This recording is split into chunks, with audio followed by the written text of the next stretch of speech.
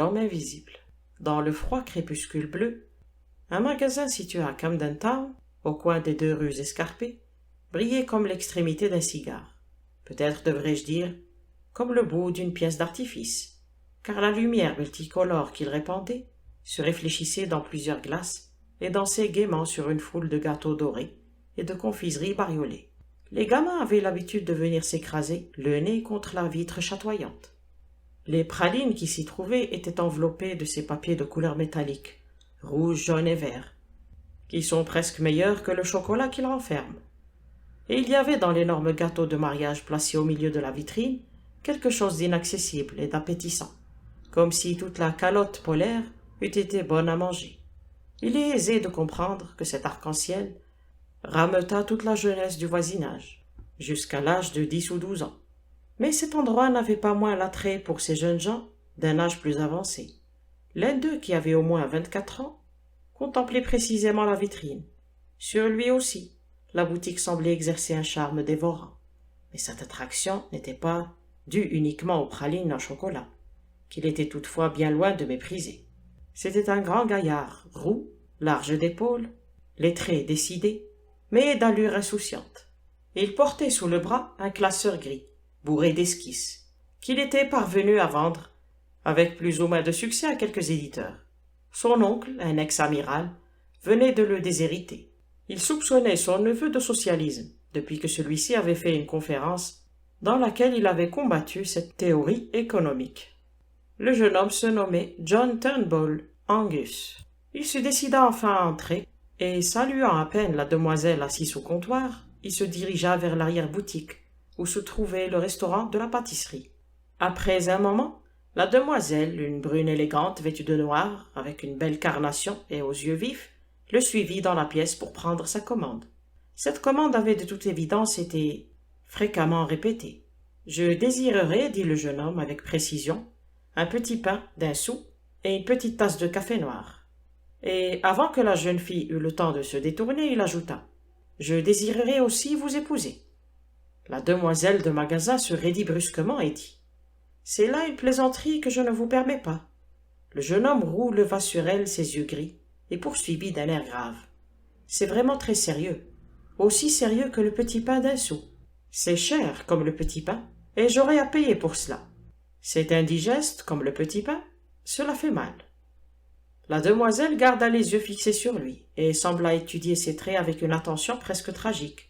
Son examen enfin terminé, l'ombre d'un sourire passa sur son visage, et elle s'assit sur une chaise. « Ne pensez-vous pas, observa Angus d'un air distrait, qu'il est cruel de manger ces petits pains d'un sou? Qui sait, ils pourraient peut-être grandir, devenir des petits pains à 2 sous. Je renoncerai à ce sport brutal lorsque nous serons mariés. » La jeune dame se leva et marcha vers la fenêtre. Elle était à l'évidence plongée dans ses réflexions, qui, pour être profondes, n'en étaient pas moins sympathiques. Lorsqu'enfin elle se retourna, de l'air de quelqu'un qui a pris son parti, elle ne fut pas peu surprise de voir le jeune homme déposer avec soin sur la table plusieurs objets qu'il venait de retirer de la vitrine, notamment une pyramide de dragées multicolores, plusieurs assiettes de sandwich et 2 carafes remplies de ce mystérieux porto et de cet indéfinissable sherry que l'on ne retrouve que dans les pâtisseries. Au centre de la table, avec d'infinies précautions, il avait déjà placé l'énorme gâteau couvert de sucre blanc, qui avait été jusque-là le plus bel ornement de la vitrine. « Que faites-vous donc » demanda-t-elle. « Mon devoir, ma chère Laure, répondit-il. « Oh, arrêtez-vous pour l'amour de Dieu, s'écria-t-elle, et ne parlez pas ainsi. Que signifie tout cela?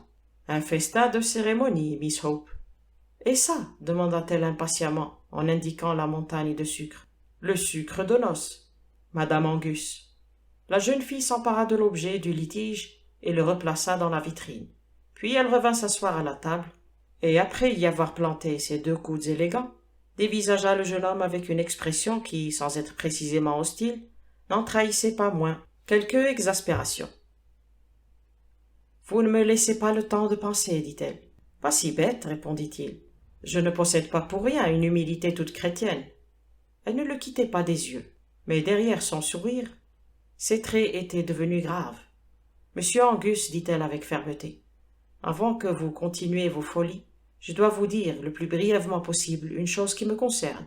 Avec joie, répondit gravement Angus. Vous pourriez parler de moi aussi, tant que vous y êtes. Oh, taisez-vous donc et écoutez, dit-elle. Ce n'est rien dont je sois honteuse. Ce n'est même rien que j'ai lieu de regretter spécialement. Mais que diriez-vous s'il y avait dans ma vie quelque chose qui, sans me concerner directement, est devenu pour moi un cauchemar? Dans ce cas, dit Angus, imperturbable, je vous conseillerais de remettre le gâteau sur la table. Vous devez d'abord m'écouter, répondit Laure sans se laisser démonter. Pour commencer, il faut que je vous dise que mon père possédait à Ludbury l'auberge du Poisson Rouge et que je servais les clients dans le bar. Je me suis souvent demandé, dit-il, pourquoi il régnait dans cette confiserie une atmosphère chrétienne. Ludbury est un petit trou endormi et herbeux, perdu dans les comtés de l'Est, et les seuls clients qui fréquentaient le Poisson Rouge étaient, de temps à autre, des commis voyageurs, et pour le reste, les gens les plus horribles que vous puissiez voir, sauf que vous n'en avez jamais vu de tels. Des flâneurs qui ont juste de quoi vivre, et n'ont rien d'autre à faire que se vautrer dans les bars et parier aux courses. Ces misérables bons à rien n'étaient d'ailleurs pas nombreux chez nous, mais il y en avait deux qui étaient très souvent là, trop souvent. Ils vivaient de leurs revenus, étaient laborieusement paresseux et trop bien mis. Je ne pouvais pourtant m'empêcher d'avoir pitié d'eux, car je soupçonnais qu'ils étaient venus échouer dans notre petit bar désert, parce qu'ils étaient tous deux affligés d'une certaine difformité qui venait prêter à rire chez les mauvais plaisants. Ce n'était pas précisément une difformité, mais plutôt une étrange particularité. Le premier était extraordinairement petit, comme un nain, ou tout du moins comme un jockey. Il n'avait guère l'aspect sportif cependant. Il avait une tête ronde, une barbe noire bien soignée, et des yeux brillants comme ceux d'un oiseau.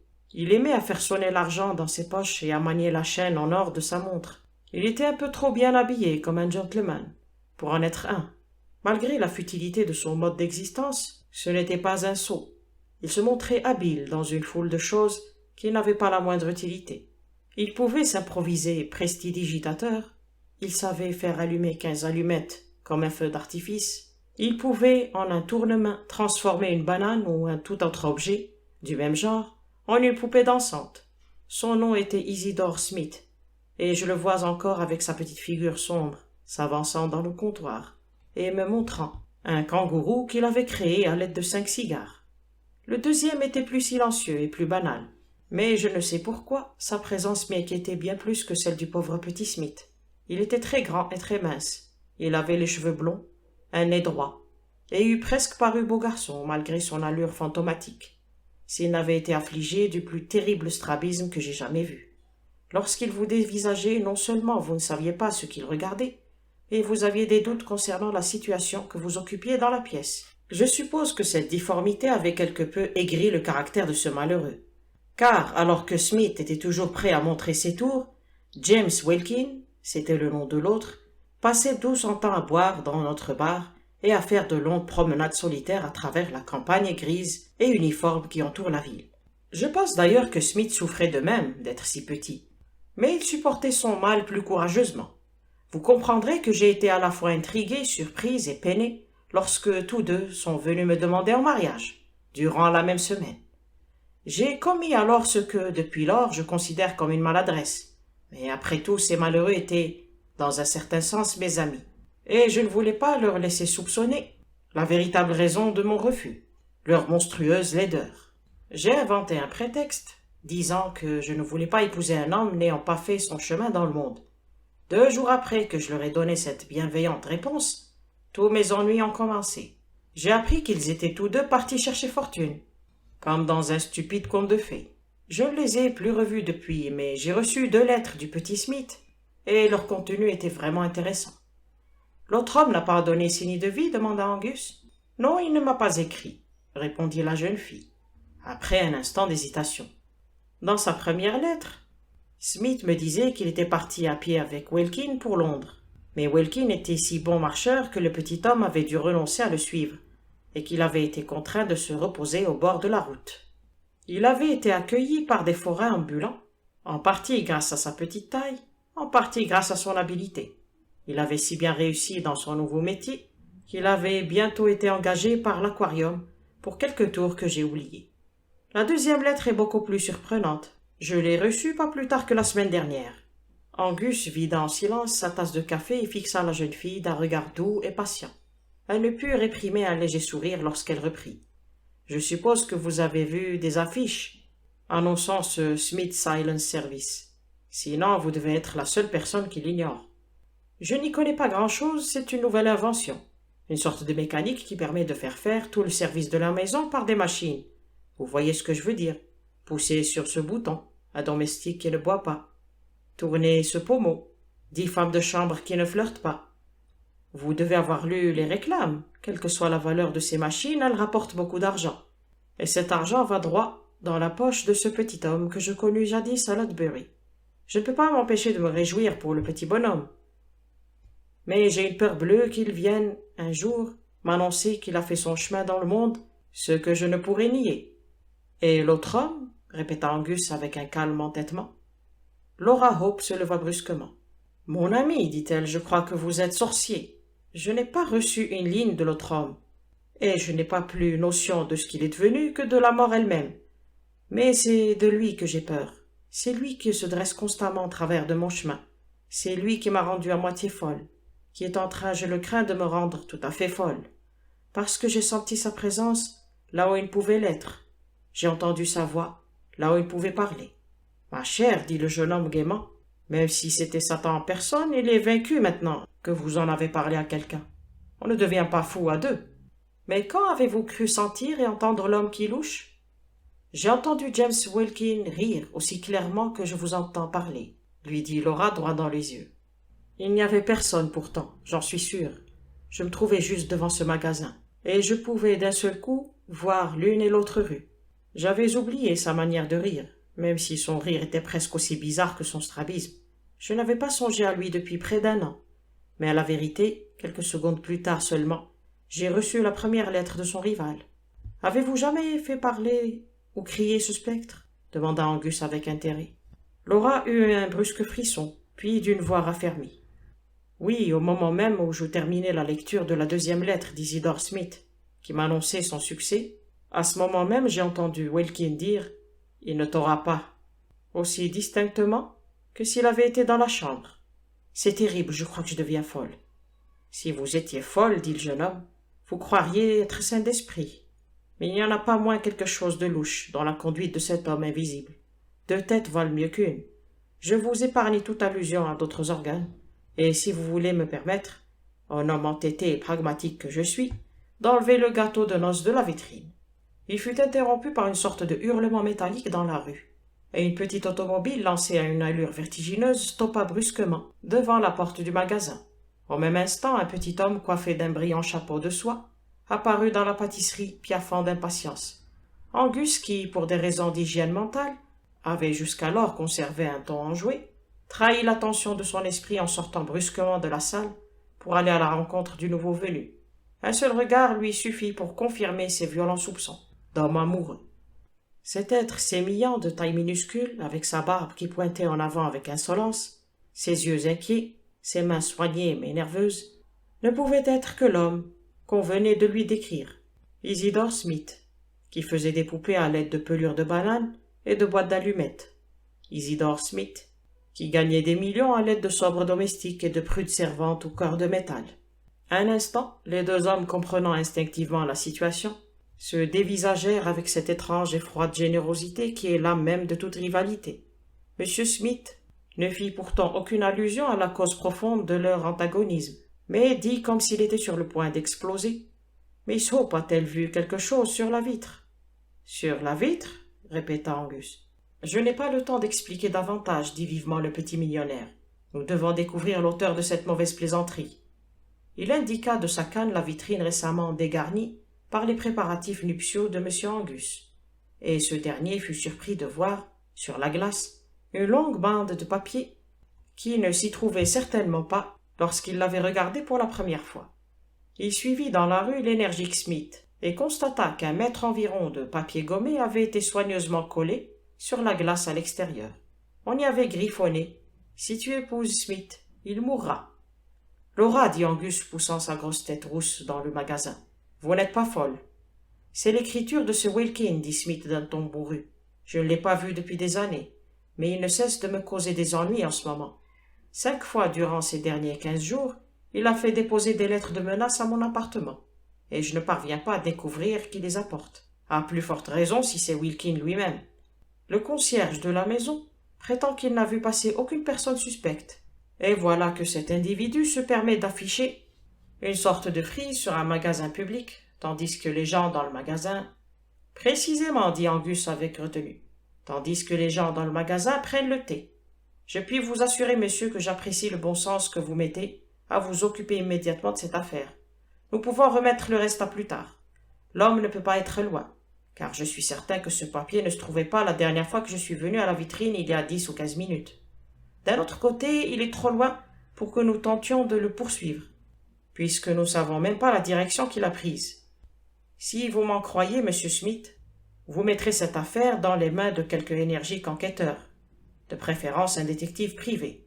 Je connais un gaillard très intelligent qui a son agence à 5 minutes d'ici, et si nous prenons votre auto, il s'appelle Flambeau et quoique sa jeunesse ait été quelque peu orageuse, il est aujourd'hui d'une scrupuleuse honnêteté et son cerveau vaut son pesant d'or. Son adresse est Lucknow Mansions, Hampstead. Curieux, dit le petit homme en levant les sourcils noirs. J'habite moi-même les Himalaya Mansions, juste à côté. Peut-être voudrez-vous m'accompagner et je pourrai passer chez moi afin de réunir ces mystérieux messages de Wilkins, tandis que vous irez chercher votre ami le détective. Je vous remercie, dit Angus poliment. Plus tôt nous agirons, mieux cela vaudra. Dans un élan spontané de générosité, les 2 hommes saluèrent donc cérémonieusement la dame et sautèrent dans la petite auto. Alors que Smith faisait mouvoir les leviers et tourner le coin de la rue, Angus aperçut, non sans quelque amusement, une gigantesque réclame du Smith Client Service, représentant une énorme poupée de fer sans tête qui portait une casserole avec la légende « Une cuisinière qui ne se fâche jamais ». « Je les emploie dans mon appartement, » dit en riant le petit homme, en partie pour la réclame et en partie pour l'agrément. Honnêtement, et toute question d'intérêt mise à part, ces grandes poupées mécaniques vous apportent votre charbon, votre vin ou votre indicateur de chemin de fer plus vite que n'importe quel domestique, du moment que vous savez comment vous en servir. Mais entre nous, je conviendrai volontiers que de tels serviteurs ont aussi leurs inconvénients. Vraiment, dit Angus. Y a-t-il quelque chose qu'ils ne peuvent faire? Oui, répondit Smith. Ils ne peuvent pas me dire qui a déposé chez moi ces lettres anonymes. L'auto de l'inventeur était si petite et aussi rapide que lui-même. Elle était d'ailleurs de son invention, comme son service domestique. C'était peut-être un charlatan, mais il avait foi en sa marchandise. Cette impression de petitesse et de rapidité s'accentua encore lorsqu'ils gravirent dans le crépuscule les lacets d'une route blanche, de plus en plus serrée, de plus en plus vertigineux. Les 2 hommes se trouvaient, comme disent les religions modernes, dans une spirale ascendante. Si ce coin de Londres n'était pas tout à fait aussi pittoresque d'Édimbourg, il n'en était pas moins presque aussi escarpé. Une terrasse s'élevait au-dessus de l'autre, et la tour d'appartements dont ils étaient en quête se dressait à leur sommet, dorée par les rayons du soleil couchant, à une altitude quasi pyramidale. Lorsqu'ils pénétrèrent dans la cour des Himalaya Mansions, ce fut comme si une fenêtre s'ouvrait soudain devant eux. Le bâtiment s'élevait au-dessus de Londres, comme au-dessus d'une mer d'ardoise verte. En face des Mansions, de l'autre côté de la cour, couverte de gravier, se trouvait un enclos, envahi de buissons, qui ressemblait davantage à une large haie ou à une digue de verdure qu'à un jardin. Un peu plus bas coulait une sorte de canal artificiel, comme le fossé de cette verte forteresse. Lorsque l'auto tourna dans la cour, elle passa au coin devant l'échoppe portative d'un marchand de marrons. De l'autre côté, Angus distingua la silhouette bleue d'un policeman qui marchait lentement. C'étaient les seuls êtres vivants visibles dans cette sublime solitude faubourienne. Il eut l'impression irraisonnée qu'ils exprimaient la muette poésie de Londres. Ils lui apparurent comme les personnages d'un roman. La voiture arriva dans la maison comme un boulet de canon, et y projeta son propriétaire comme une bombe. Celui-ci demanda immédiatement à un grand concierge galonné d'or et un petit domestique en manche de chemise si quelqu'un ou quelque chose était venu pour lui. Ils lui certifièrent que rien ni personne n'était passé devant eux depuis son départ, sur quoi il s'engouffra avec Angus, quelque peu interdit, dans un ascenseur qui les emporta avec la rapidité d'une fusée. jusqu'au dernier étage. Entrez donc un instant, dit Smith, sans reprendre haleine. Je voudrais vous montrer ces lettres de Wilkin. Puis vous pourrez aller chercher votre ami à côté. Il poussa un bouton caché dans le mur et la porte s'ouvrit automatiquement. Elle s'ouvrit sur une large et spacieuse antichambre qui ne se distinguait que par 2 rangées de silhouettes semi-humaines, debout de chaque côté semblables à des mannequins de tailleur. Comme des mannequins, elles étaient sans tête.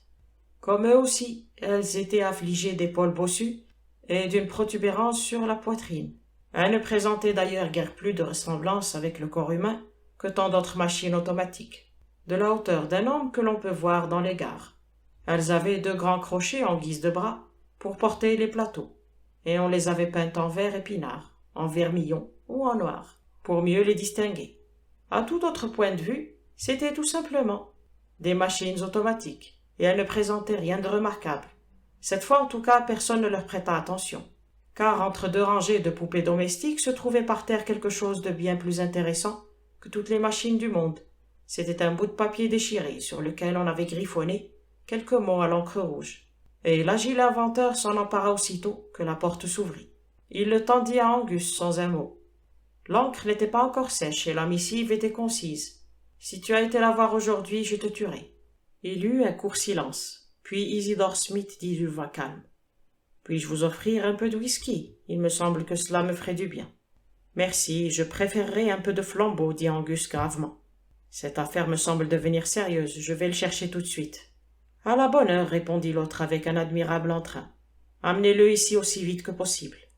Comme Angus se retournait pour fermer la porte derrière lui, il vit Smith presser un bouton.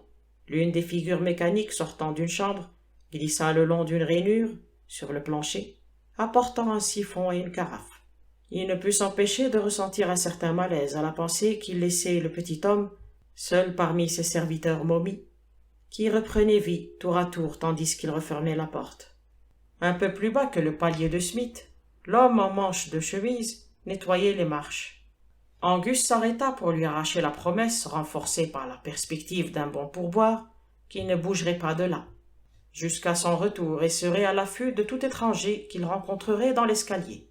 Arrivé au hall d'entrée, il fit les mêmes recommandations au concierge posté à la porte, lequel lui avait appris qu'il n'y avait pas d'issue derrière la maison, ce qui simplifiait singulièrement les choses. Pour plus de sûreté, il mit le grappin sur le policeman qui irait près de là, et le persuada de se mettre en faction face à l'entrée. Il s'arrêta enfin pour acheter 2 sous de marron au marchand ambulant, et il lui demanda combien de temps encore il comptait rester là. Le marchand, après avoir remonté le col de son manteau, lui répondit qu'il partirait sans doute bientôt, parce qu'il craignait la neige. Il était indéniable que la soirée s'annonçait grise et glaciale, mais à force d'éloquence, Angus parvint à le faire rester à son poste. « Réchauffez-vous avec vos marrons, dit-il. Mangez tout votre stock, je vous paierai en conséquence. Je vous donnerai un souverain, si vous attendez ici jusqu'à ce que je repasse.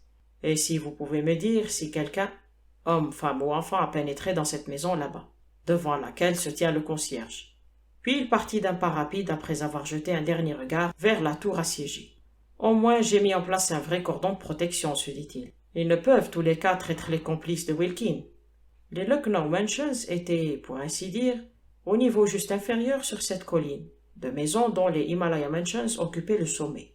L'appartement semi-officiel de M. Flambeau était situé au rez-de-chaussée, et contrastait à tout point de vue avec le mécanisme américain et le luxe rigide de l'appartement du Silent Service. Flambeau reçut son ami Angus derrière ses barreaux, dans un atelier rococo orné de sabres, d'arquebuses, de curiosités orientales, de fiasques de vin italien, de poteries barbares, d'un angora au pelage soyeux, et d'un petit prêtre catholique poussiéreux qui jurait singulièrement avec le reste du décor. « Mon ami, le père Brown, dit Flambeau. Cela fait longtemps que je voulais vous le présenter. Quel temps magnifique, un peu froid pour un méridional comme moi. »« Oui, je pense que le temps se maintiendra, dit Angus en s'asseyant sur un divan à rayures violettes. « Non, dit le prêtre tranquillement. La neige commence à tomber. » En effet, tandis qu'il parlait, les premiers flocons prévus par le marchand de marron commencèrent à pailleter les carreaux assombris de la fenêtre. « Je crains, dit Angus d'un air lourd, que l'affaire qui m'amène ne soit assez dangereuse. Le fait est, Flambeau, qu'à quelques pas de chez vous se trouve un homme qui a un grand besoin de votre aide. Il est constamment hanté et menacé par un ennemi invisible, un misérable que personne n'a jamais vu. Au fur et à mesure qu'Angus racontait l'histoire de Smith et de Wilkin, en commençant par le récit de Laura et en poursuivant avec le sien, le rire surnaturel au coin des 2 rues désertes, les paroles étranges et distinctes prononcées dans une chambre vide, Flambeau manifestait un intérêt croissant, tandis que le petit prêtre semblait ne prendre aucune part à la conversation, pareil à un simple élément de décor. Lorsqu'Angus s'en vint à parler de la bande de papier gommée collée sur la vitrine, Flambeau se leva, semblant obstruer la pièce de ses larges épaules. « Si cela ne vous fait rien, dit-il, je crois que vous feriez mieux d'achever votre récit pendant que vous me conduirez à la maison de cet homme. Il me semble qu'il n'y a pas une minute à perdre. » « Avec joie, dit Angus, se levant aussi. Quoiqu'il soit hors de danger pour le moment, j'ai placé 4 hommes pour garder la seule issue de son repère. » Ils sortirent dans la rue, le petit prêtre trottant derrière eux avec la docilité d'un chien, se contenta de remarquer gaiement comme pour alimenter la conversation. « Comme la neige recouvre vite le sol !» Tandis qu'ils gravissaient les rues escarpées, déjà poudrées d'argent, Angus acheva son récit, et lorsqu'ils arrivèrent à la tour d'appartement, il put se consacrer à ses 4 sentinelles. Le marchand de marrons, avant et après avoir reçu son souverain, jura sans jamais en démordre qu'il avait surveillé la porte et qu'il n'avait vu entrer aucun visiteur. Le policeman fut encore plus catégorique. Il déclara avoir l'expérience des malandrins de toute espèce, en chapeau de soie ou en haillons, et qu'il n'était pas assez naïf pour croire qu'une personne suspecte avait forcément l'air suspect. Il n'aurait laissé passer personne si quelqu'un s'était présenté, mais personne ne s'était présenté. Lorsque les 3 hommes arrivèrent devant le concierge, galonné qui se tenait en souriant sous le porche, le verdict tomba sans appel. « J'ai le droit de demander à n'importe qui, duc ou vidangeur, ce qu'il vient faire ici, » dit le jovial géant, chamarré d'or. « Et je jure que je n'ai eu personne à qui le demander depuis que monsieur est parti. » C'est ce moment que choisit le père Brown, qui se tenait derrière, les yeux modestement baissés sur le pavement, pour observer d'un air timide. Personne n'a-t-il donc monté ou descendu les escaliers depuis que la neige a commencé à tomber? Elle a commencé à tomber lorsque nous étions chez Flambeau. Il n'est venu personne, je vous en réponds, dit le factionnaire, avec un sourire rassurant. Alors je me demande ce que signifie ceci, dit le prêtre en fixant le sol d'un œil rond, pareil à un poisson. Tous les autres suivirent son regard. Flambeau poussa une imprécation et esquissa un geste de fureur toute française. Bien en évidence, au milieu de l'entrée gardée par l'homme au galon d'or, juste entre les jambes écartées et arrogantes du colosse, courait le dessin humide d'une série d'empreintes de pas gris imprimées sur la neige blanche. « Mon Dieu !» s'écria inconsciemment Angus. « L'homme invisible !» Sans ajouter un mot, il se précipita dans l'escalier, suivi de Flambeau. Mais le père Brown continua à contempler la rue couverte de neige, comme s'il avait perdu tout intérêt pour cette enquête.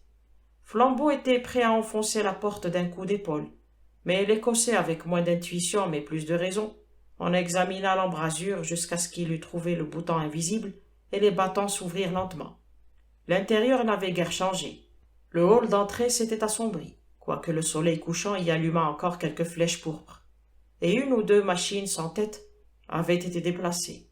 Plongées dans le crépuscule, elles avaient perdu de leur couleur, mais gagné en apparence humaine. Seulement au milieu, à l'endroit précis où se trouvait plutôt le papier griffonné à l'encre rouge, il y avait quelque chose qui ressemblait beaucoup à une large tache d'encre rouge, sauf que ça n'en était pas. La raison et la fougue française de Flambeau se résumèrent en une exclamation. « Au meurtre !» Il se précipita dans l'appartement et on explora tous les recoins et toutes les armoires en moins de 5 minutes. Mais il ne découvrit aucun cadavre. Mort ou vif, Isidore Smith restait introuvable. Après d'actives recherches, les 2 hommes se retrouvèrent dans le hall d'entrée, le front en nage et les yeux égarés. « Mon ami, dit Flambeau, parlant français dans son agitation, non seulement notre assassin est invisible, mais il est parvenu à rendre sa victime invisible aussi. » Angus parcourut des yeux l'antichambre obscure avec ses poupées, et dans quelques coins celtiques de son âme écossaise, il se sentit frémir d'horreur. L'une des poupées de taille humaine se tenait juste au-dessus de la tache sanglante, appelée sans doute par la victime un instant avant le meurtre. L'un des crochets aux hautes épaules qui servaient de bras à l'automate était légèrement levé, et Angus eut brusquement la terrible idée que Smith avait été frappé par l'un de ses enfants de fer. La matière s'était révoltée, et ces machines avaient tué leur maître. Mais même en supposant cela, qu'en avait-elle fait? L'aurait-elle dévoré? Murmura le cauchemar à son oreille, et son cœur se souleva un instant à l'évocation de débris humains, absorbés par toute cette mécanique acéphale. Reprenant ses esprits dans un suprême effort, il se tourna vers Flambeau. Il n'y a rien à dire, le malheureux s'est évaporé et n'a laissé qu'une tache rouge sur le sol. Cette histoire n'appartient pas à ce monde. Qu'elle appartienne à ce monde ou à l'autre, dit Flambeau, il n'y a plus qu'une chose à faire. Je dois descendre et parler à mon ami. Dans l'escalier, ils rencontrèrent le domestique, qui leur rassura encore une fois n'avoir laissé personne entrer. Puis le concierge et le marchand de marrons confirmèrent de point en point leur déclaration. Et lorsqu'Angus chercha son quatrième témoin, il ne le trouva pas, et se mit à crier avec quelque impatience. « Où est le policeman ?»« Je vous demande pardon, dit le père Brown. C'est de ma faute. Je l'ai envoyé au bas de la rue examiner quelque chose. »« Nous en aurons bientôt besoin, dit Angus brusquement, car le malheureux là-haut n'a pas seulement été assassiné, on l'a fait disparaître. »« Comment ?» dit le prêtre. « Mon père, dit Flambeau après un silence, sur mon âme, je crois que cette affaire rentre plus dans votre département que dans le mien. Ni ami ni ennemi n'est entré dans la maison, mais Smith s'est évanoui, comme s'il avait été enlevé par les fées. Si cela n'est pas surnaturel, je... » Tandis qu'il parlait, leur attention fut attirée par un spectacle peu ordinaire. Le grand policeman bleu avait tourné le coin de la cour et arrivé au pas de course. Il se dirigea droit sur Brown. « Vous aviez raison, monsieur, souffla-t-il. On vient de trouver le cadavre de ce pauvre monsieur Smith dans le canal. » Angus porta vivement la main à son front. « A-t-il été se noyer ?» demanda-t-il. « Il n'est pas sorti de la maison, j'en suis certain, dit l'agent. Et il ne s'est pas noyé, car il est mort d'un coup de couteau en plein cœur. Et pourtant vous n'avez vu entrer personne, émit Flambeau dans une voix grave. Marchons un peu le long de la route, proposa le prêtre. Lorsqu'ils atteignirent l'extrémité de la cour, Brown s'écria. Suis-je bête? J'ai oublié de demander quelque chose au policeman. Je me demande s'ils ont trouvé un sac brun clair. Pourquoi un sac brun clair? Demanda Angus, surpris. Parce que si le sac était d'une autre couleur, toute l'enquête serait à recommencer, répondit le père Brown. Mais s'il est brun clair, elle est naturellement terminée. Je suis heureux de l'apprendre, dit Angus avec une franche ironie. En ce qui me concerne, on n'a pas encore commencé. Il faut tout nous dire, dit gravement Flambeau, avec une étrange candeur. Il descendait d'un pas rapide les longs lacets de la route derrière les mansions. Le père Brown marchait vivement en tête. Il rompit enfin le silence et dit d'un air distrait, qui avait quelque chose de touchant. « Je crains que vous ne trouviez tout cela bien prosaïque. Nous commençons toujours à découvrir les faits sous un jour abstrait, et il est d'ailleurs impossible d'aborder cette histoire autrement. Avez-vous jamais remarqué que les gens ne répondent jamais à ce que vous dites? Ils répondent à ce que vous voulez dire, ou à ce qu'ils croient que vous voulez dire. Supposez par exemple que dans une maison de campagne, une dame demande à une autre « Logez-vous du monde ?» Celle-ci ne répondra pas « oui », le sommelier, les 3 valets, la servante, etc. Quoique la servante puisse être dans la chambre et le sommelier derrière sa chaise.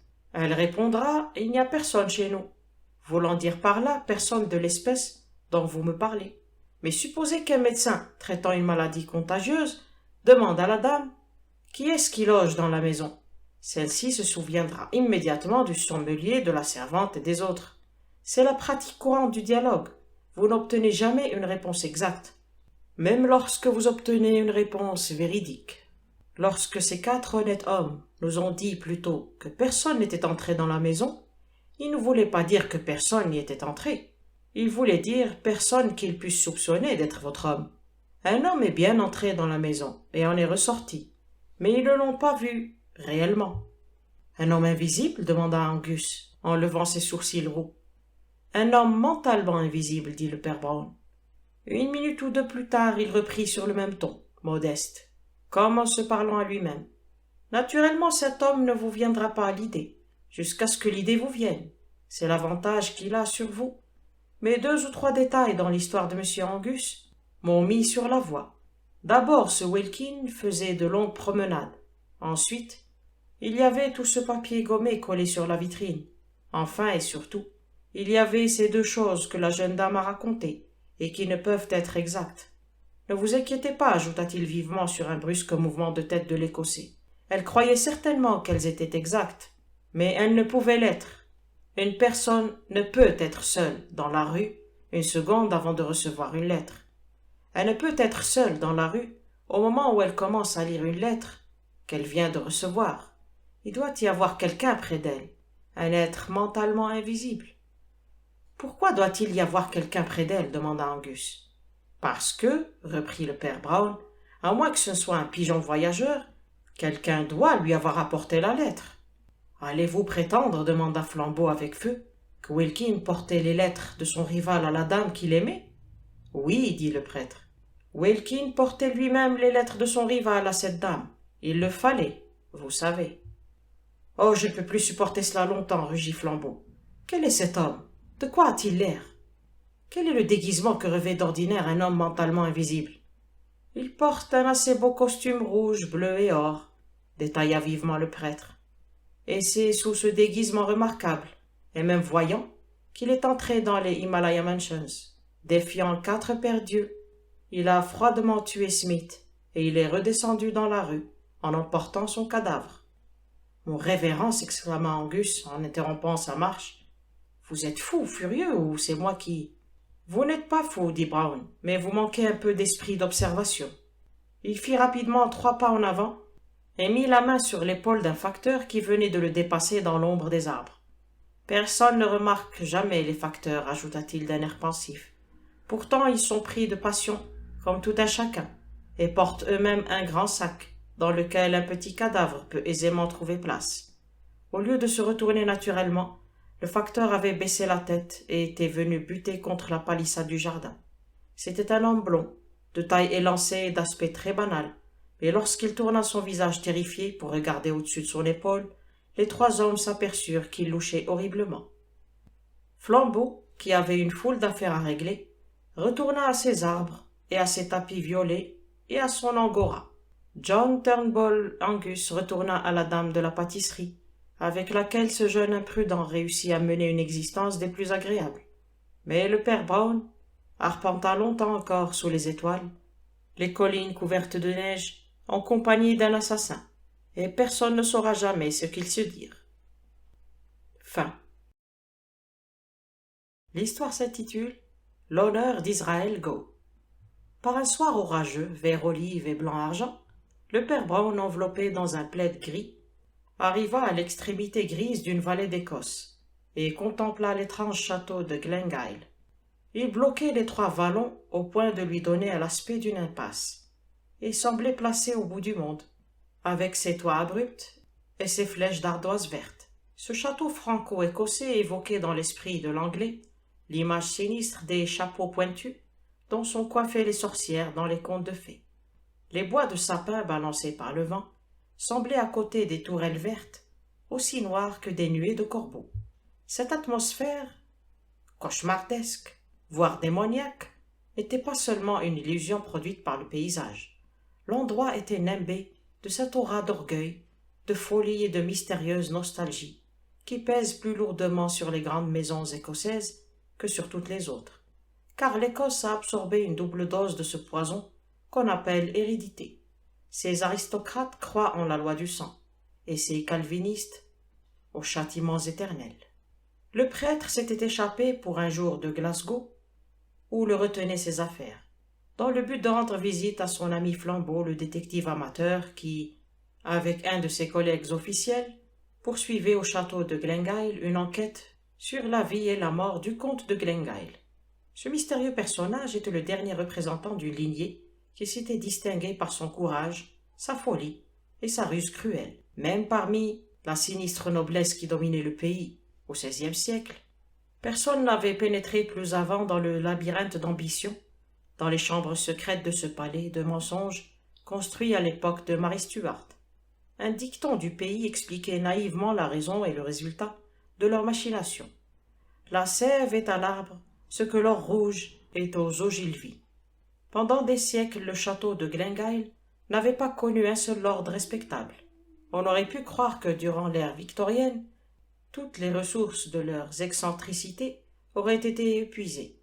Le dernier des Glengyle suivit néanmoins la tradition familiale, en faisant la seule chose qui restait encore à faire. Il disparut. Je ne veux pas dire qu'il s'expatria. Selon toute probabilité, il resta dans le château.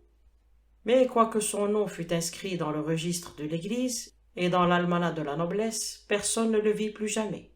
Le seul homme qui était peut-être resté en rapport avec lui était un domestique, qui cumulait les fonctions de valet et de jardinier. Il était si sourd que les esprits pratiques le déclaraient muet, tandis que d'autres, plus pénétrants, le disaient idiot. C'était un maigre journalier, à la chevelure rousse, avec une mâchoire et un menton résolus, et des yeux bleus absents. Israël Gow était le seul domestique de ce domaine désert.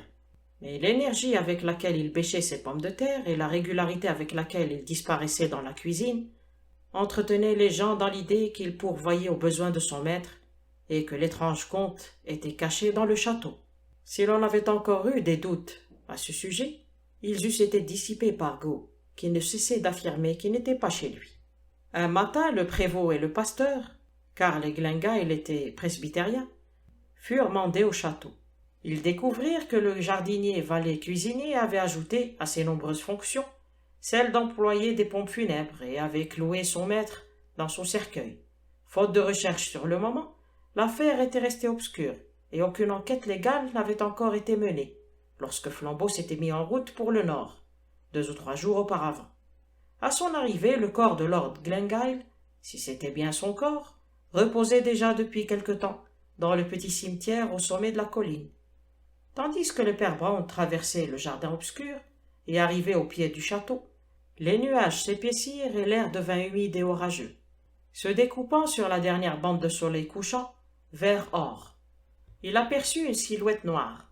L'homme était coiffé d'un chapeau en tuyau de poil et portait sur l'épaule une lourde bêche. Cette apparition suggérait assez curieusement un fossoyeur. Mais lorsque Brown se souvint du domestique sourd, elle lui parut toute naturelle. Il connaissait un peu la nature du paysan écossais. Il savait que sa respectabilité pouvait l'induire à revêtir ses vêtements noirs lors d'une enquête officielle. Il savait aussi qu'il était trop économe pour perdre pour cela 1 heure de travail. Le mouvement de surprise que fit l'homme lorsque le prêtre passa près de lui et le regard soupçonneux dont il le suivit était également en accord avec le caractère défiant et jaloux de son personnage. Flambeau en personne ouvrit la grande porte. Il était accompagné d'un homme mince, aux cheveux gris fer, qui tenait en main quelques papiers. C'était l'inspecteur Craven de Scotland Yard.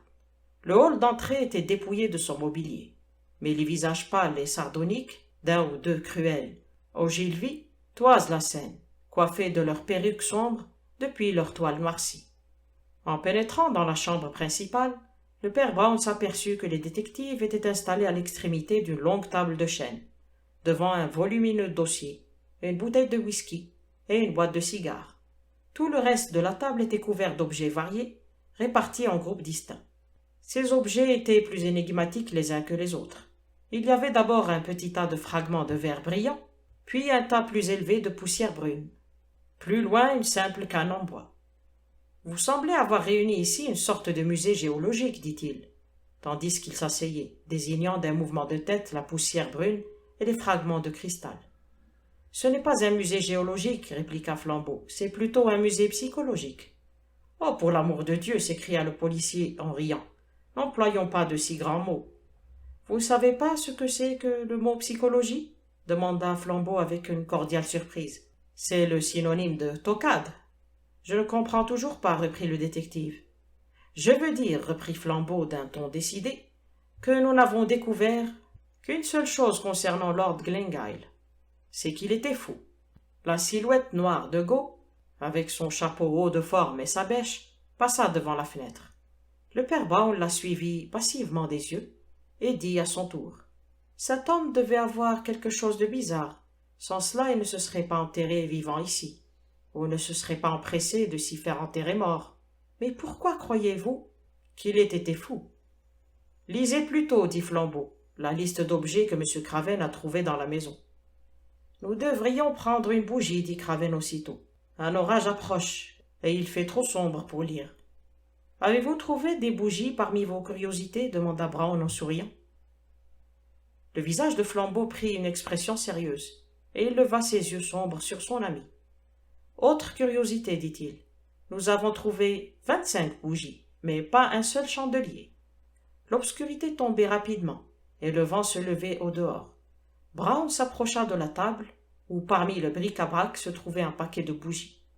Il se baissa en passant au-dessus du tas de poussière brune, et un brusque éternuement rompit le silence. « Tiens, dit-il, du tabac prisé. » Il prit une de ces bougies, l'alluma avec précaution et l'afficha dans le goulot de la bouteille de whisky. L'air du soir, qui pénétrait par les fissures de la fenêtre, fit vaciller la haute flamme comme un drapeau. Tout autour du château, on pouvait entendre mugir l'immense forêt de sapins, semblable à une mer noire autour d'un récif. « Je vais vous lire l'inventaire, commença Craven en saisissant l'un des papiers. L'inventaire des objets bizarrement laissés pour compte que nous avons recueillis ici. Nous avons trouvé le château dans un état d'abandon et de dénuement presque complet. Pourtant, une ou deux chambres, modestes mais propres, révèlent qu'elles ont été habitées par quelqu'un, qui n'était pas le domestique Go. Voici la liste. Primo, un grand nombre de pierres précieuses, presque toutes des diamants, dépouillées de toute monture. Il est naturel que les Ogilvy possèdent des joyaux de famille, mais ces pierres sont exactement de celles que l'on enchâsse dans certains bijoux, dans certains ornements. Les Ogilvy semblent les avoir portés dans leurs poches, comme de la menue monnaie.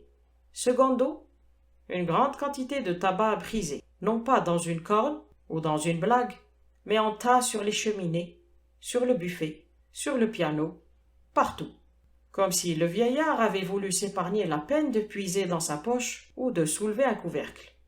Tertio, çà et là dans la maison, des petits tas de minuscules objets métalliques, des ressorts d'acier et des roues microscopiques, comme si l'on avait éventré des jouets mécaniques. Quattro, des bougies que l'on est contraint de fixer dans le goulot des bouteilles, faute de tout autre objet convenable. Notez, je vous prie, combien tout ceci est étrange, bien plus étrange que ce que nous avions prévu. Nous nous sommes préparés à résoudre le nœud même de cette affaire. Nous avons vu, dès le premier coup d'œil, que la raison du comte devait être troublée. Nous sommes venus ici pour découvrir s'il a réellement vécu dans cette maison, s'il y est bien mort, si cet épouvantail aux cheveux roux, qui a collaboré si activement à son enterrement, a également collaboré à sa mort. Mais supposez le pire, imaginez les solutions les plus sinistres, les plus mélodramatiques. Supposez par exemple que le domestique a tué son maître, ou que le maître n'est pas vraiment mort, ou que le maître se déguise sous les traits de son domestique, ou encore que le domestique est enterré à la place de son maître. Vous pouvez inventer autant de tragédies à la Wilkie Collins, que votre imagination pourra vous en inspirer.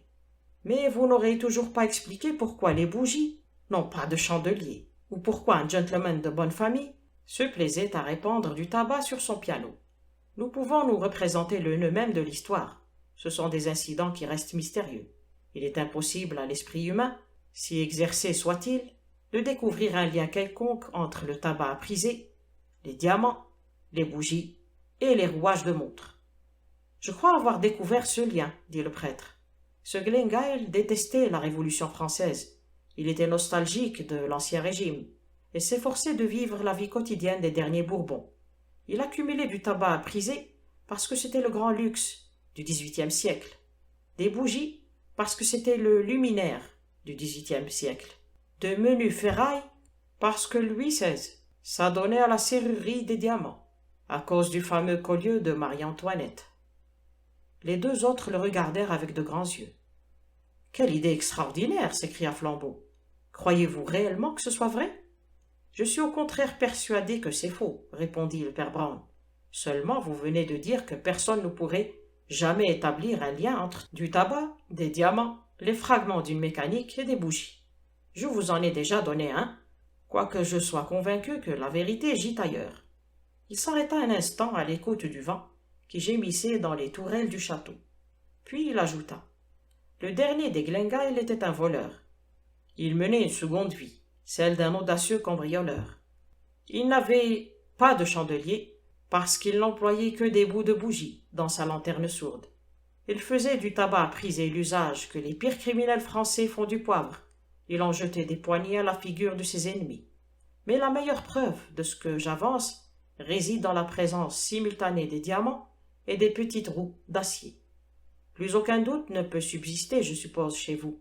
Les diamants et les rouages d'acier sont en effet les seuls instruments à l'aide desquels on puisse couper une vitre. La branche d'un sapin secouée par le vent vint frapper violemment la fenêtre derrière les détectives, comme pour parodier le cambrioleur. Mais ils ne se retournèrent pas, leurs yeux restaient fixés sur le père Brown. « Les diamants et les rouages, répéta Craven pensivement, sont cela les seules données qui vous font croire à cette explication? Je n'y crois pas, répondit le prêtre placidement. Mais vous me disiez tantôt que personne ne pourrait découvrir le rapport entre ces quatre objets. La véritable explication est naturellement beaucoup plus banale. Glengyle avait découvert, ou croyait avoir découvert, un trésor dans son domaine. Quelqu'un l'avait leurré à l'aide des brillants, en lui disant qu'ils avaient été trouvés dans une caverne voisine. Les petites roues ont servi à tailler ces diamants. Glengyle a dû poursuivre ses recherches très modestement, en y associant quelques bergers ou quelques montagnards du pays. Le tabac prisé est le grand luxe de ces bergers, la seule chose avec laquelle on peut acheter leur silence. Ils n'employaient pas de chandelier parce qu'ils n'en avaient pas besoin. Ils tenaient leurs bougies en main, au cours de leurs explorations.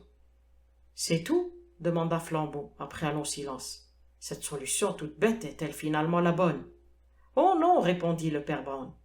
Et tandis que le vent lançait au loin, dans les sapins, une huée moqueuse, il reprit d'un air impassible. « Je n'ai suggéré cela que parce que vous prétendiez qu'il était impossible de trouver un rapport entre du tabac, un mouvement d'horloge ou des bougies et des pierres brillantes.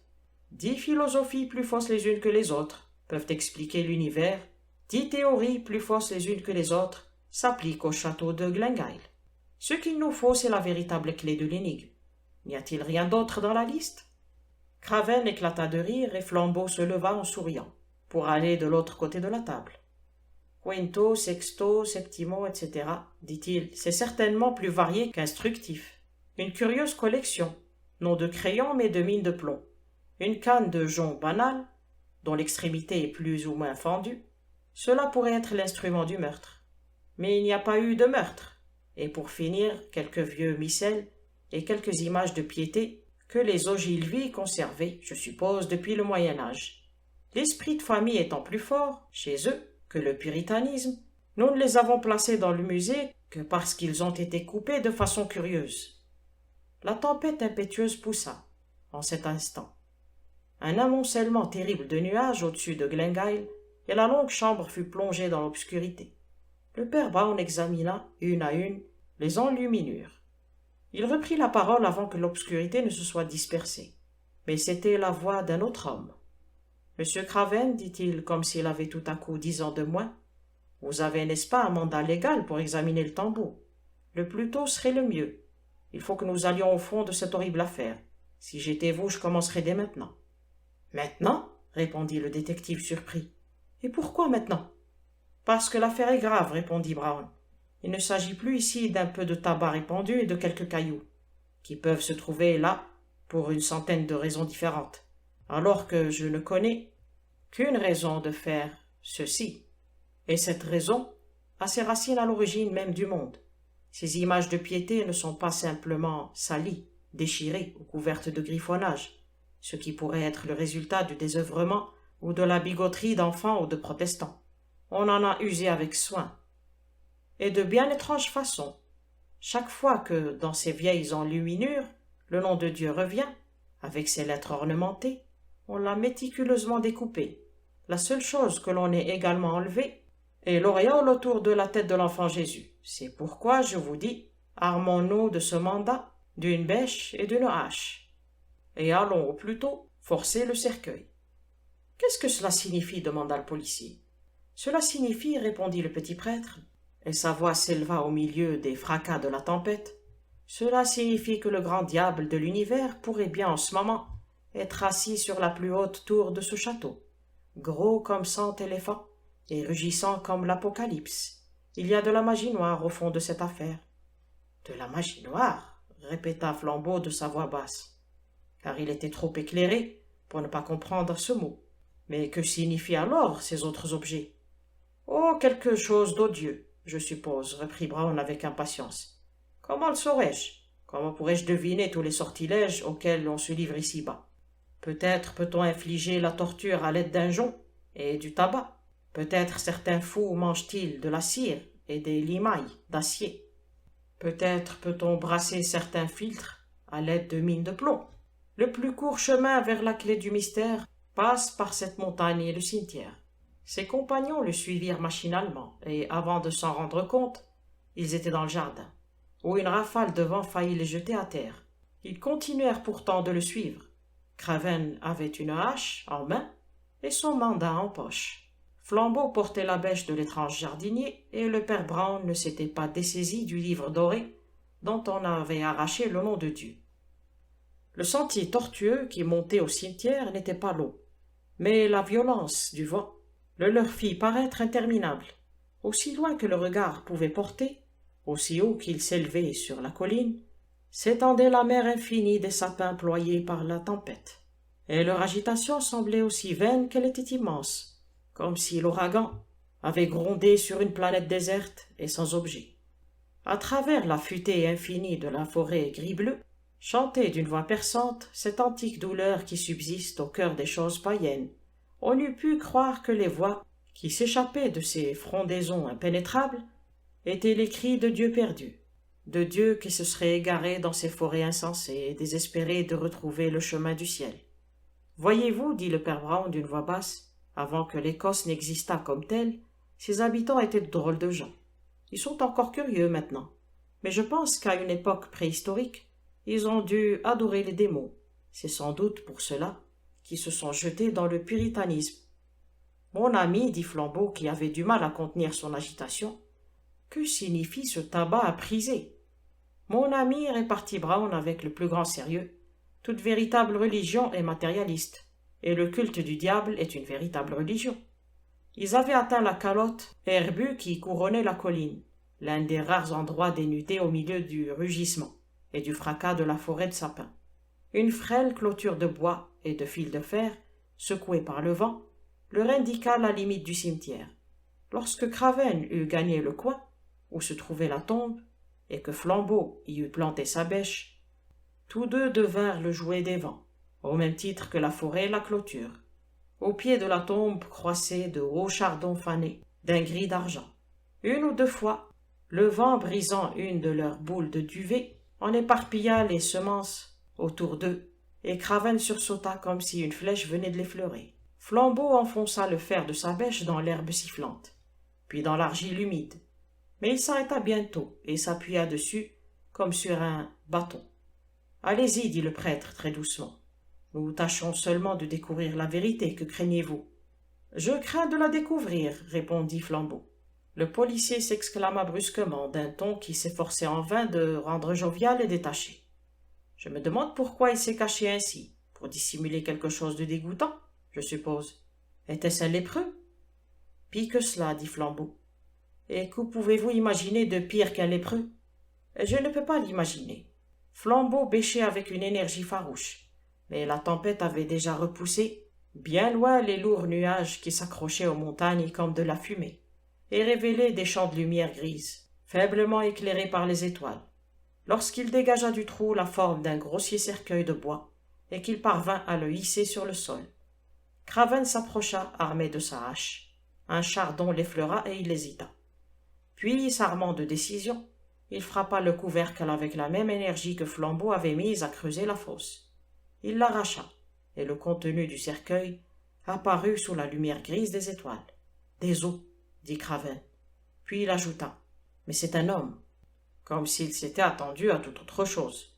« Est-il, demanda Flambeau d'une voix incertaine, est-il normal? » Selon toute apparence, dit le policier d'un ton rauque, en se penchant sur le squelette.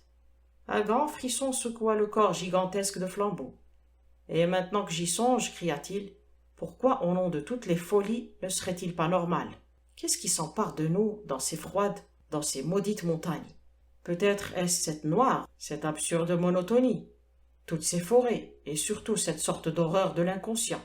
C'est comme le rêve d'un athée, des sapins et encore des sapins, et encore des millions de sapins.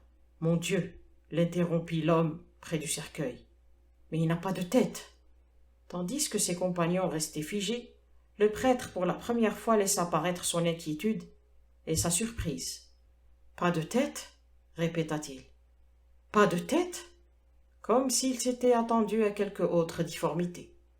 Les folles visions d'un enfant sans tête, qui serait né à Glengyle, d'un jeune homme sans tête, se cachant dans le château, d'un homme sans tête, arpentant ces salles antiques, et ce superbe jardin, défilèrent dans leurs esprits, comme un diaporama. Mais même en cet instant critique, cette vision fut fugitive, et leur sembla absurde. Ils restèrent là, un peu bêtement, comme des animaux épuisés, à écouter mugir la forêt et hurler le ciel. Penser leur semblait un exploit soudainement inaccessible. Il y a 3 hommes qui ont perdu la tête autour de ce tombeau, dit le père Brown. Le pâle détective londonien ouvrit la bouche pour parler et resta bouche bée, comme un idiot, tandis que le cri du vent déchirait le ciel. Puis il regarda la hache qu'il tenait en main comme s'il s'agissait d'un objet étranger, et la laissa tomber. Mon père, dit Flambeau de cette voix sourde et enfantine, qu'il avait dans de rares occasions. Mon père, qu'allons-nous faire? La réponse de son ami fut aussi concise, aussi rapide qu'un coup de fusil. Dormir, s'écria Père Brown. Dormir. Nous sommes au bout du chemin. Savez-vous ce que c'est que dormir? Savez-vous que tout homme qui dort croit en Dieu? C'est un sacrement et c'est un acte de foi et une nourriture. Et nous avons besoin d'un sacrement, fût-il naturel. Quelque chose vient de nous arriver, qui arrive rarement aux hommes, et c'est peut-être la chose la plus terrible qui puisse leur arriver. Craven referma la bouche pour demander. « Que voulez-vous dire ?» Il répondit, le visage tourné vers le château. « Nous avons trouvé la vérité, et la vérité est absurde. » Il redescendit le sentier d'un pas précipité et téméraire, et dès qu'ils eurent regagné le château, il se jeta sur son lit comme un chien épuisé se laisse choir dans sa niche. Malgré l'éloge mystique qu'il avait fait du sommeil, le père Brown se leva le lendemain plus tôt que les autres. Hormis le silencieux jardinier, ses compagnons le trouvèrent fumant une grosse pipe et surveillant le travail taciturne de l'expert dans le potager. Dès l'aube, la tempête s'était muée en une averse torrentielle, et la matinée était d'une fraîcheur exceptionnelle. Le jardinier semblait même avoir causé avec le prêtre, mais à la vue des détectives, il planta sa bêche d'un air bougon dans un parterre et après avoir fait une vague allusion à son déjeuner, passa entre 2 rangées de choux pour aller s'enfermer dans la cuisine. « C'est un homme précieux, dit le père Brown. Il bêche ses pommes de terre à la perfection. Pourtant, ajouta-t-il avec une charitable indifférence, il a ses défauts. Qui de nous n'en a pas? Il n'a pas bêché ce carré régulièrement, là par exemple. Il frappa du pied un certain point. Cette pomme de terre me rend vraiment perplexe. Et pourquoi? Demanda Craven, amusé par la nouvelle marotte du petit homme. Elle me préoccupe, répondit-il, parce qu'elle a préoccupé le vieux Gow lui-même. Il a planté sa bêche partout, méthodiquement, sauf ici. Il doit y avoir, là, une bien grosse pomme de terre. Flambeau saisit la bêche et creusa avec vivacité. Il souleva sous une motte de terre quelque chose qui ne ressemblait pas à un tubercule, mais plutôt à un monstrueux champignon. L'objet rendit sous la bêche un ton sec, tourna sur lui-même comme une balle et leur sourit de toutes ses dents. « Le comte de Glengyle, » dit Brown tristement, le regard grave fixé sur le crâne. Après un moment de réflexion, il prit la bêche des mains de Flambeau. « Nous devons le cacher, dit-il, et il ensevelit le crâne à la même place. Puis il inclina son petit corps et son énorme tête sur le manche de la bêche plantée dans le sol. Le regard absent et le front soucieux, il murmura. Si seulement nous pouvions comprendre le sens de cette nouvelle abomination. Et il cacha son front dans ses mains, comme les hommes font à l'église. Tous les coins du ciel s'éclairaient de bleu et d'argent. Les oiseaux péroraient dans les buissons du jardin. Si haut qu'on eût dit que les buissons eux-mêmes parlaient. Mais les 3 hommes restaient silencieux. « Je donne ma langue au chat, » dit enfin Flambeau. « Mon cerveau ne se fait pas à ce pays-ci. Voilà tout. Du tabac à priser, des livres de prière abîmés, et des rouages de boîte à musique. Comment voulez-vous » Brown releva son front peiné et frappa sur le manche de la bêche avec une intransigeance inhabituelle chez lui. « Oh, tutut, fit-il, tout cela est simple comme bonjour. J'ai compris le tabac, l'horlogerie et le reste, dès que j'ai ouvert les yeux ce matin. Et depuis lors, j'ai fait parler le vieux Gault, le jardinier, qui n'est pas aussi sourd et aussi bête qu'il veut le paraître. Il n'y a rien de mal dans tous ces objets laissés pour compte. Je me suis trompé au sujet du livre de messe, il n'y a rien de mal là non plus. Mais c'est ceci qui me tourmente. On ne viole pas innocemment une tombe. On ne vole pas innocemment un crâne. Il doit y avoir de la magie noire au moins là-dessous. Cela ne s'accorde pas avec l'explication du tabac et des bougies. » Et il se mit à marcher, fumant avec humeur.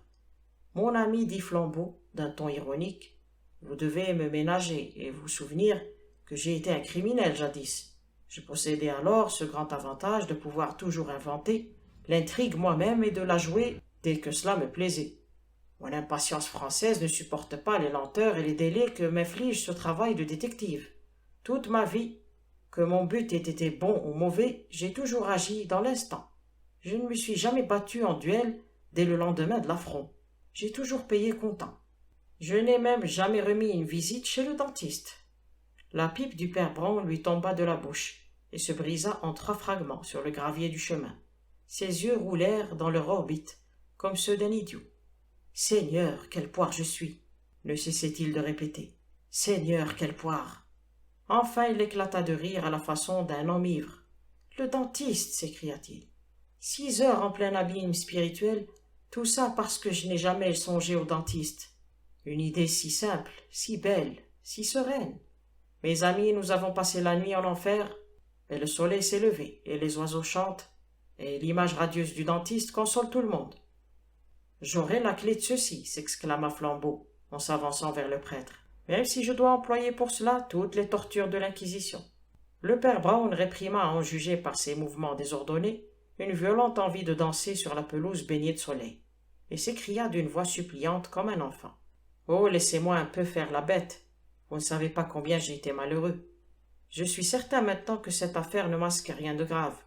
Rien qu'une légère manie, peut-être, qui pourrait y trouver à redire. » Il tourna sur lui-même, puis fit face à ses compagnons. « Ceci n'est pas l'histoire d'un crime, dit-il gravement, mais plutôt l'histoire d'une étrange et tortueuse honnêteté. Nous avons peut-être affaire au seul homme qui n'ait jamais pris plus que son dû. C'est une plongée dans une logique rustique qui a été la religion de sa race, ce vieux dicton sur la maison de Glengyle. La sève est à l'arbre, ce que l'or rouge est aux ogilvies. Est vrai au sens littéral comme au sens métaphorique. Il ne signifie pas seulement que les Glengyle recherchaient la richesse, mais aussi qu'ils accumulaient littéralement de l'or.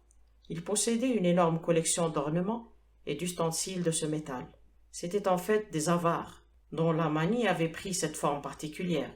Si vous tenez compte de ce fait, la présence de tous les objets que nous avons trouvés dans le château s'explique. Des diamants, sans les bagues d'or qu'ils ornaient, des bougies sans leurs chandeliers d'or, du tabac extrait de tabatières d'or, des mines de plomb sans leurs crayons d'or, une canne sans son pommeau d'or, des éléments d'horlogerie sans horloge, ou plutôt sans montre d'or.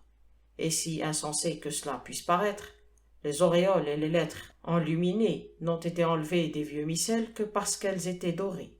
Au fur et à mesure que l'absurde vérité se faisait jour, le jardin semblait s'éclairer et l'herbe grise brillait davantage sous le soleil. Flambeau alluma une cigarette tandis que son ami continuait. « Elles ont été enlevées, dit le père Brown, enlevées, et non pas volées. Des voleurs auraient fait disparaître des indices. Ils auraient pris le tabac avec les tabatières, la mine de plomb avec les crayons. Nous avons affaire à un homme dont les scrupules peuvent être étranges, mais qui n'en a pas moins des scrupules. J'ai trouvé ce remarquable moraliste ce matin dans son potager, et il m'a conté toute l'histoire. Feu Archibald Ogilvy était peut-être le meilleur homme qui soit né à Glengyle, mais sa vertu l'avait aigri et rendu misanthrope. Il s'affligeait tellement de la malhonnêteté de ses ancêtres qu'il avait fini par croire que l'humanité entière leur ressemblait. Il se méfiait particulièrement de la philanthropie et des dons gratuits d'argent, et s'était juré que, s'il rencontrait un homme qui ne prenait pas son dû, il lui léguerait l'or de Glengyle. Après avoir lancé ce défi à l'humanité, Il s'est enfermé ici sans songer le moins du monde qu'elle pourrait le relever. Un soir, un gamin du village voisin, sourd et l'air hébété, lui a apporté un télégramme tardif, et Glengyle, pour lui jouer un tour, lui a donné un farthing de cuivre tout neuf. Du moins, il a cru avoir fait ainsi. Mais en comptant son argent, il a retrouvé le farthing, et s'est aperçu qu'une pièce d'or de 20 shillings avait disparu. Cet accident a été pour lui un nouveau prétexte d'amère raillerie. Dans tous les cas, le garçon manifesterait la vile concupiscence de son espèce. Ou bien il allait disparaître comme un voleur avec l'argent, ou bien il allait le rapporter vertueusement dans l'espoir d'une bonne récompense. Mais au milieu de la nuit, Lord Glengyle a été brusquement réveillé par l'idiot qui l'a obligé à lui ouvrir lui-même la porte, car il vivait seul. Le gamin lui rapportait non pas la pièce de 20 shillings, mais exactement 19 shillings, 11 pence et 3 farthings. L'invraisemblable exactitude de cette action a alors embrasé le cerveau du maniaque. Comme Diogène, il avait longtemps cherché un honnête homme, et il a fini par en trouver un. Il a fait un Nouveau Testament que j'ai vu. Il a retenu le scrupuleux jeune homme dans son château abandonné, et en a fait son seul serviteur, et d'une curieuse manière, son principal héritier. Le pauvre homme, si peu qu'il puisse comprendre, a parfaitement assimilé les deux idées fixes de son maître. D'abord que la plus scrupuleuse honnêteté importait avant tout, ensuite qu'il devait hériter l'or des Glengyle. Jusque-là, tout s'explique. Il a dépouillé la maison de tout l'or qui s'y trouvait, et ne s'est pas approprié un atome de ce qui n'était pas en or, pas même un grain de tabac. Il a détaché les feuilles d'or des vieilles enluminures, en prenant grand soin de laisser le reste intact. Tout cela, je l'ai compris, mais je ne pouvais comprendre la présence de ce crâne. Cette tête humaine enterrée parmi les pommes de terre m'a sérieusement inquiété. Elle m'a rempli d'angoisse jusqu'à ce que Flambeau me donne le mot de l'énigme. Tout va bien, il remplacera le crâne dans le cercueil quand il aura extrait l'or de ses dents. Et effectivement, lorsque Flambeau gravit la colline un peu plus tard, il vit cet être étrange, ce vertueux avare, bêchant la tombe violée, son plaid soulevé par le vent, flotter autour de son cou, et son chapeau haut de forme couronnait sa tête solennelle. Fin. L'histoire s'intitule « Les pas étranges ». Si vous rencontrez un jour un membre du club des 12 vrais pêcheurs, entrant au Vernon Hotel pour assister au dîner annuel de cette assemblée sélecte, vous remarquerez lorsqu'il enlèvera son pardessus qu'il porte un habit vert, à supposer que vous ayez la stupéfiante audace d'adresser la parole à ce demi-dieu, et que vous lui demandiez pourquoi il a adopté cette couleur. Il vous répondra probablement que c'est afin de ne pas être pris pour un garçon de café. Vous vous retirerez confus, mais vous passerez à côté d'un mystère digne d'être éclairci et d'une histoire digne d'être contée. Si, pour ne pas quitter cette veine d'invraisemblables conjectures, vous deviez rencontrer un jour un doux petit prêtre plein de zèle, répondant au nom de Père Brown, et si vous lui demandiez ce qu'il considère comme le plus heureux hasard de sa vie, il vous répondrait sans doute que la chance ne lui fut jamais aussi propice qu'un certain jour au Vernon Hotel, où il put prévenir un crime et sauver une âme rien qu'en guettant un bruit de pas dans un corridor. Peut-être s'enorgueillira-t-il quelque peu de la merveilleuse et invraisemblable divination dont il fit preuve à cette occasion. Et peut-être vous en donnera-t-il l'explication. Mais comme il est peu probable que vous vous éleviez jamais assez haut dans l'échelle sociale pour découvrir le club des 12 vrais pêcheurs, ou que vous descendiez assez bas parmi les ruelles peuplées de criminels pour rencontrer le père Brown, il est à craindre que vous n'entendiez jamais conter cette histoire, à moins que vous ne me permettiez de le faire à présent. L'hôtel Vernon, où les 12 vrais pêcheurs célébraient leur dîner annuel, était une de ces institutions qui ne peuvent exister que dans une société oligarchique affolée d'élégance. Elle en était même un curieux produit, une sorte d'entreprise fermée, autrement dit. Une entreprise devenue fructueuse, non pas en attirant le public, mais en l'écartant. Au sein d'une plutocratie, les commerçants sont assez malins pour se montrer plus délicats que leurs consommateurs eux-mêmes. Ils s'ingénient à créer des difficultés que leur clientèle riche et blasée ne peut supporter qu'à force d'argent et de diplomatie. S'il y avait à Londres un hôtel fashionable, dont l'entrée fut interdite aux personnes de moins de 6 pieds, la bonne société organiserait docilement des dîners auxquels seraient conviés des hôtes de 6 pieds. S'il existait un restaurant chic qui, par pur caprice de son propriétaire, n'ouvrit que le jeudi après-midi, il ne désemplirait pas le jeudi après-midi.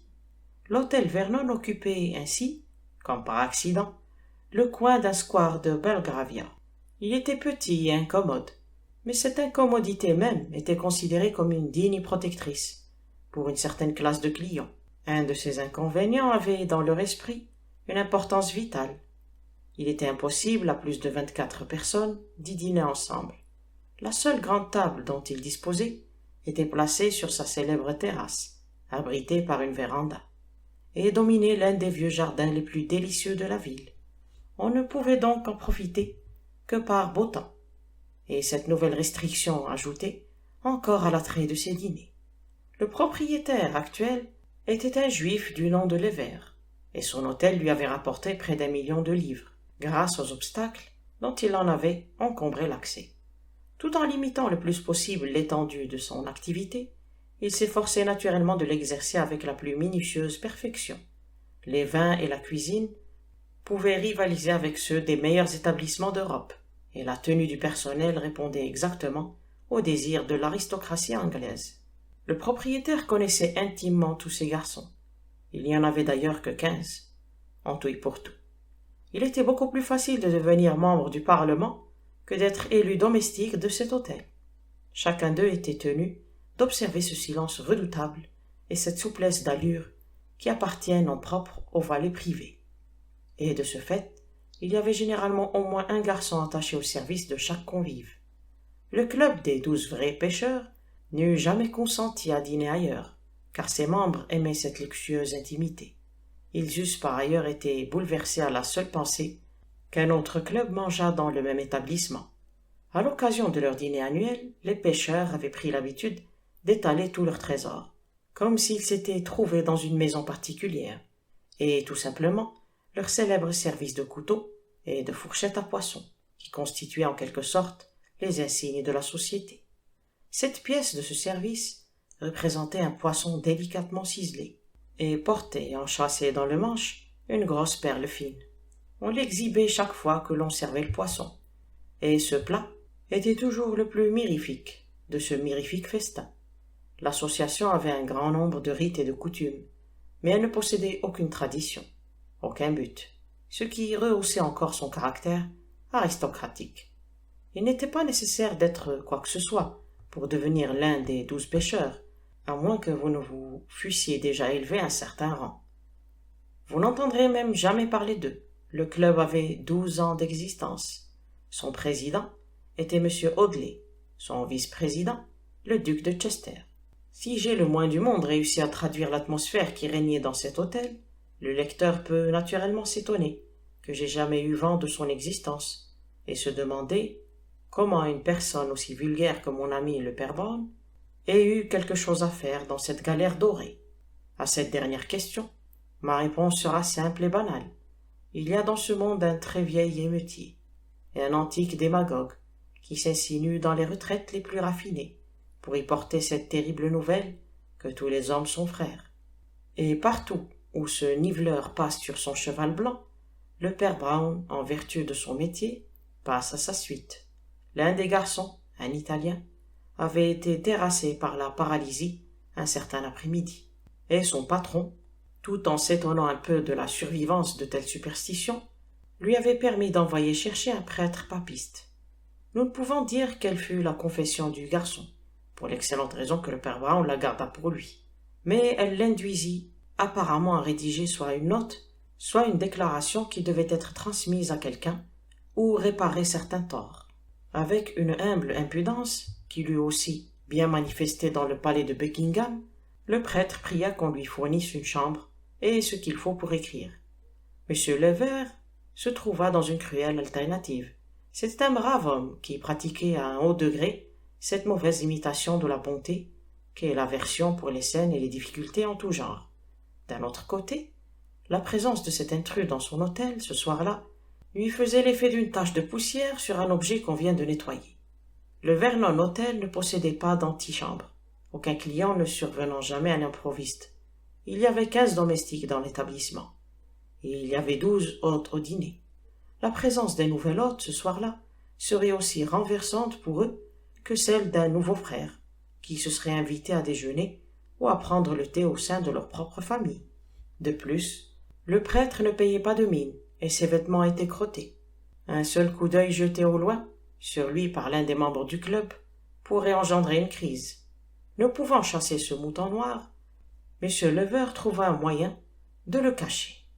Quand on pénètre dans le Vernon Hotel, ce qui ne vous arrivera d'ailleurs pas, on passe par un court corridor décoré de quelques tableaux obscurs mais célèbres, pour aboutir au vestibule principal, ou hall, ouvrant à droite sur un couloir par lequel on accède au salon, et à gauche sur un couloir semblable, menant à la cuisine et au bureau.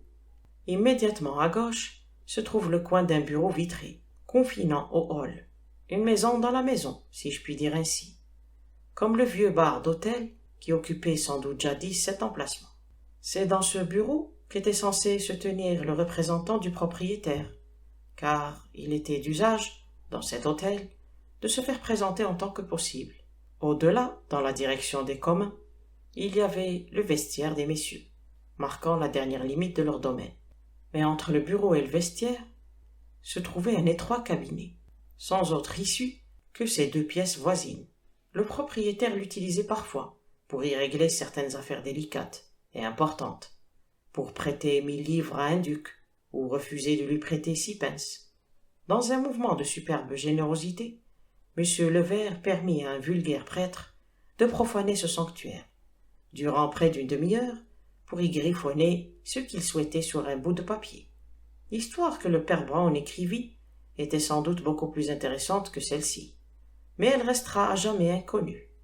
Tout ce que je sais, c'est qu'elle était à peu près aussi longue, et que ces 2 ou 3 derniers paragraphes étaient moins captivants, moins absorbants que le reste.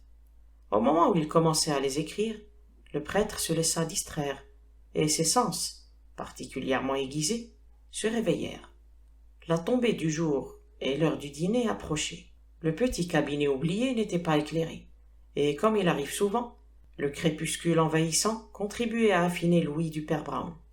En rédigeant la dernière partie de son document, il s'aperçut que sa plume suivait le rythme d'un bruit régulier qui venait du dehors, comme la pensée obéit parfois au mouvement saccadé d'un train.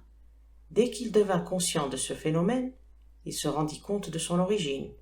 Ce n'était qu'un bruit de pas devant la porte, chose bien naturelle dans un hôtel. Il n'en fixa pas moins le plafond, de plus en plus obscur, et écouta, vaguement d'abord, puis attentivement, la tête légèrement inclinée. Il se rassit enfin, le front dans les mains. Il ne se contentait plus d'écouter, il pensait. À aucun moment, le bruit de ses pas ne différait de ceux qu'on entend d'ordinaire dans un hôtel. Et pourtant, considéré dans son ensemble, il présentait un caractère particulièrement étrange. Il n'y avait aucun autre bruit. La maison était comme à son habitude, très silencieuse, car les quelques habitués se rendaient directement à leurs appartements, et les domestiques bien stylés avaient l'ordre de rester invisibles lorsqu'on ne réclamait pas leur présence. Il était impossible de concevoir un endroit où il y eût moins de raisons de suspecter quoi que ce soit d'irrégulier. Mais ces pas étaient si étranges qu'il était difficile de juger s'ils appartenaient à l'ordre normal des choses. Du bout des doigts, le père Brown suivit leur rythme sur le rebord de la table, comme quelqu'un qui essaierait de reproduire une mélodie au piano. D'abord venant une série précipitée, de petits pas rapides tels ceux d'un léger marcheur engagé dans une course au pas, puis ils s'arrêtèrent net pour faire place à une marche lente et cadencée qui occupait le même intervalle de temps, mais comptait 4 fois moins de pas. À l'instant même où le bruit de la dernière enjambée s'éteignit dans le corridor, les pieds rapides et légers reprenaient leur course, pour faire bientôt place au choc sourd causé par les grands pas. Ces 2 bruits de pas provenaient certainement d'une même paire de bottes. D'abord parce que, comme nous l'avons vu, il n'y avait pas d'autres bottes dans le couloir. Ensuite, parce qu'elles produisaient le même léger craquement. Le père Brown avait l'esprit trop actif pour ne pas chercher la solution à une telle énigme. Mais cette fois son cerveau faillit éclater. Il avait vu des gens courir pour mieux sauter. Il en avait vu d'autres courir pour mieux glisser. Mais dans quel but pourrait-on courir pour marcher? Ou bien encore, dans quel but marcherait-on pour courir? Et comment décrire autrement les entrechats auxquels se livrait cette paire de jambes invisibles? Ou bien, leur possesseur marchait très rapidement dans une partie du corridor pour marcher très lentement dans l'autre. Ou bien il marchait très lentement à une extrémité pour avoir l'ivresse de marcher vite à l'autre. Aucune de ces suppositions ne semblait tenir debout, et le cerveau du prêtre s'emplissait des mêmes ténèbres que la pièce dans laquelle il se trouvait. Pourtant, au fur et à mesure qu'il réfléchissait, l'obscurité même de sa cellule semblait raviver ses idées.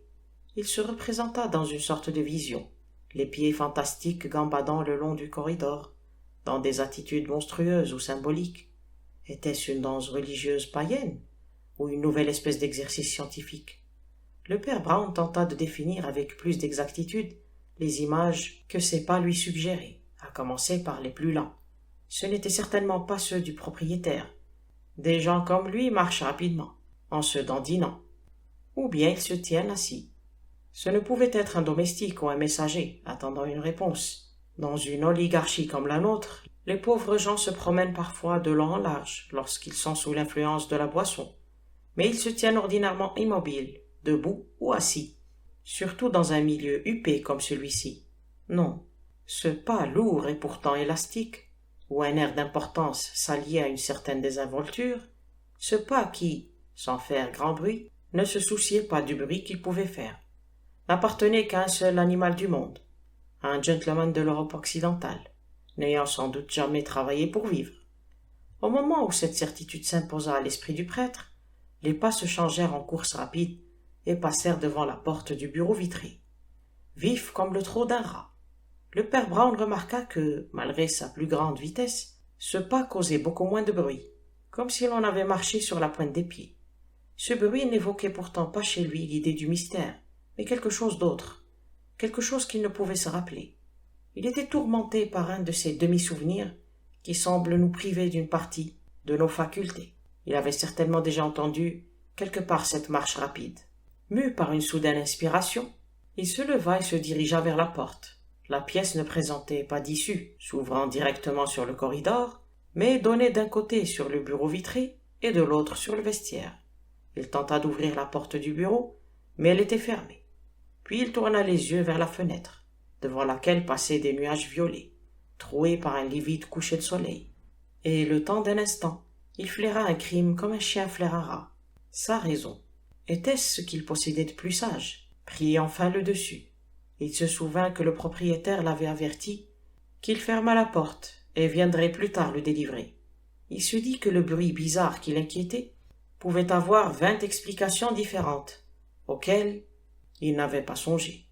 Il se rappela enfin qu'il lui restait juste assez de lumière pour finir sa tâche, et en se rapprochant de la fenêtre, afin de profiter des dernières lueurs de cette soirée orageuse, il se replongea résolument dans son travail. Il écrivait depuis près de 20 minutes, se penchant toujours davantage sur son papier, dans la pénombre envahissante, lorsqu'il se redressa brusquement. Les pas étranges se faisaient de nouveau entendre. Cette fois, il présentait un troisième caractère plus curieux encore que les deux autres. Auparavant, l'inconnu avait marché légèrement ou vivement, il est vrai, mais il n'en avait pas moins marché. Cette fois, il courait. On pouvait entendre les pas rapides et souples bondir dans le corridor, à la façon d'une panthère poursuivie. Celui qui accourait était un homme exceptionnellement vigoureux et agile, mu par une violente émotion. Pourtant, dès que le bruit eut dépassé le bureau, il se mua de nouveau en la même démarche crâne et lente. Cette fois, le père Brown laissa tomber son papier, et la porte du bureau, étant fermée, passa directement dans le vestiaire. Le gardien était absent, sans doute parce que les rares hôtes étaient en train de dîner et que son emploi était devenu une sinécure. Après avoir cherché à tâtons son chemin à travers une forêt de par-dessus, le prêtre s'aperçut que le vestiaire était séparé du corridor éclairé par un de ces comptoirs par-dessus lesquels nous avons tous passé nos parapluies en échange d'un numéro. Il y avait une lampe au-dessus de l'arcade semi-circulaire de ce comptoir, mais elle éclairait à peine le père Brown, dont la silhouette noire se découpait sur la fenêtre derrière lui, tandis que s'éteignaient les derniers reflets du soleil couchant. Par contre, Elle projetait une vive lumière sur le personnage arrêté devant le vestiaire dans le corridor. C'était un homme élégant vêtu d'un habit très simple, de haute taille, mais sans avoir pour autant l'air imposant. On sentait qu'il aurait pu glisser comme une ombre, là où beaucoup d'hommes plus petits auraient immédiatement été remarqués. Son visage hâlé, éclairé par la lampe, avait une grande vivacité d'expression. C'était le visage d'un étranger. Sa taille était bien prise, et son allure respirait la confiance et la bonne humeur. Tout ce qu'un critique eût pu trouver à redire à son apparence, c'est que son habit n'était pas du tout à la hauteur de sa prestance, ni de son maintien, et se gonflait même aux poches d'une manière curieuse.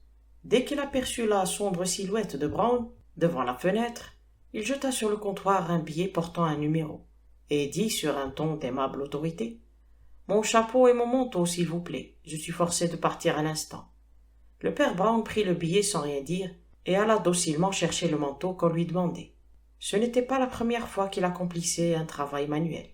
Il l'apporta et le déposa sur le comptoir, tandis que l'étranger, qui avait tâté la poche de son gilet, disait en riant: « Je n'ai pas de monnaie, vous pouvez garder ceci. » Il jeta une pièce d'or sur le comptoir et saisit son manteau. Le père Brown était resté jusque-là dans l'ombre et silencieux. Mais à ce moment il perdit la tête. Sa tête n'était jamais aussi précieuse que lorsqu'il la perdait. Il savait en ces instants que 2 et 2 peuvent faire 4 millions. L'Église catholique, qui est attachée au sens commun, n'approuvait pas toujours ces incartades. Il ne les approuvait pas toujours lui-même, mais c'étaient de véritables inspirations survenant dans certaines crises décisives, où ceux qui perdent la tête la sauvent. « Je crois, monsieur, dit-il poliment, que vous avez de l'argent dans votre poche. » Le gentleman parut surpris. « Que diable, dit-il, si je préfère vous donner de l'or, de quoi vous plaignez-vous? L'argent est parfois plus précieux que de l'or, repartit le prêtre doucement, surtout en grande quantité. » L'étranger le toisa d'un air inquisiteur. Il jeta ensuite un regard sur le corridor et sur l'entrée de l'hôtel, pour reporter enfin ses yeux sur la fenêtre derrière Brown, éclairée par les dernières lueurs du soleil. Sa décision semblait prise. Il mit une main sur le comptoir, sauta par-dessus avec l'agilité d'un acrobate, et, dominant le prêtre que, d'une poignée inflexible, il avait saisi au collet. « Pas un mot, murmura-t-il. Je préfère ne pas vous menacer, mais... » « Et moi je veux vous menacer, cria le père Brown, et sa voix résonnait comme un tambour. Je veux vous menacer du ver qui ne meurt pas, et du feu qu'on ne peut éteindre. »« Vous êtes un singulier gardien de vestiaire, dit l'autre. »« Je suis un prêtre, monsieur Flambeau, dit Brown, et je suis prêt à vous entendre en confession. » L'homme resta un instant bouche bée, puis se laissa tomber sur une chaise. Le succès des 2 premiers services du dîner des 12 vrais pêcheurs n'avait été troublé par aucun incident.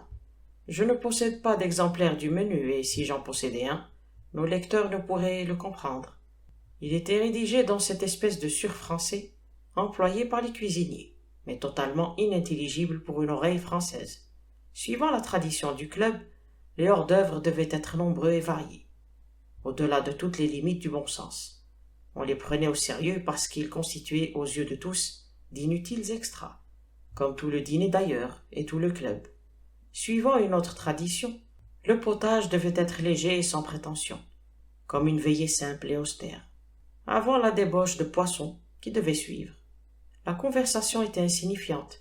C'était ce bizarre bavardage qui régit les destinées de l'Empire britannique, qui les régit en secret, et qui pourtant ne pourrait rien apprendre de neuf à un citoyen britannique ordinaire s'il pouvait les surprendre. On y désignait les ministres de 2 bords par leurs prénoms, avec une sorte de bienveillance blasée. Le chancelier de l'Échiquier, un radical que tout le parti conservateur était censé maudire pour ses exactions, était vanté pour ses poésies et pour la forme de sa selle de chasse. Le leader conservateur, dont tous les libéraux étaient censés haïr la tyrannie, était jaugé et, dans l'ensemble, prisé pour son libéralisme. Les politiciens semblaient, dans cette conversation, occuper une place très importante. Et pourtant, tout semblait important chez eux, sauf leur politique. M. Audley, le président, un aimable vieillard portant encore des cols de Gladstone, était le symbole de cette société fantasque. Quoique bien établi, il n'avait jamais rien fait, pas même quelque chose de mal. Il n'était pas brillant, Il n'était même pas très riche. Il était simplement dans le mouvement. Aucun parti ne pouvait se permettre de l'ignorer, et s'il l'avait voulu, il aurait pu devenir ministre. Le vice-président, le duc de Chester, était un jeune politicien de grand avenir, c'est-à-dire que c'était un jeune homme d'aspect agréable avec des cheveux clairs aplatis sur le crâne, un visage grêlé, une intelligence médiocre et d'énormes propriétés. Chacune de ses apparitions publiques était couronnée de succès. Sa méthode était d'ailleurs des plus simples. S'il avait une plaisanterie toute prête, il ne manquait pas de la dire, et était considéré comme brillant. S'il n'en avait pas, il disait que ce n'était pas le moment de plaisanter, et était considéré comme profond.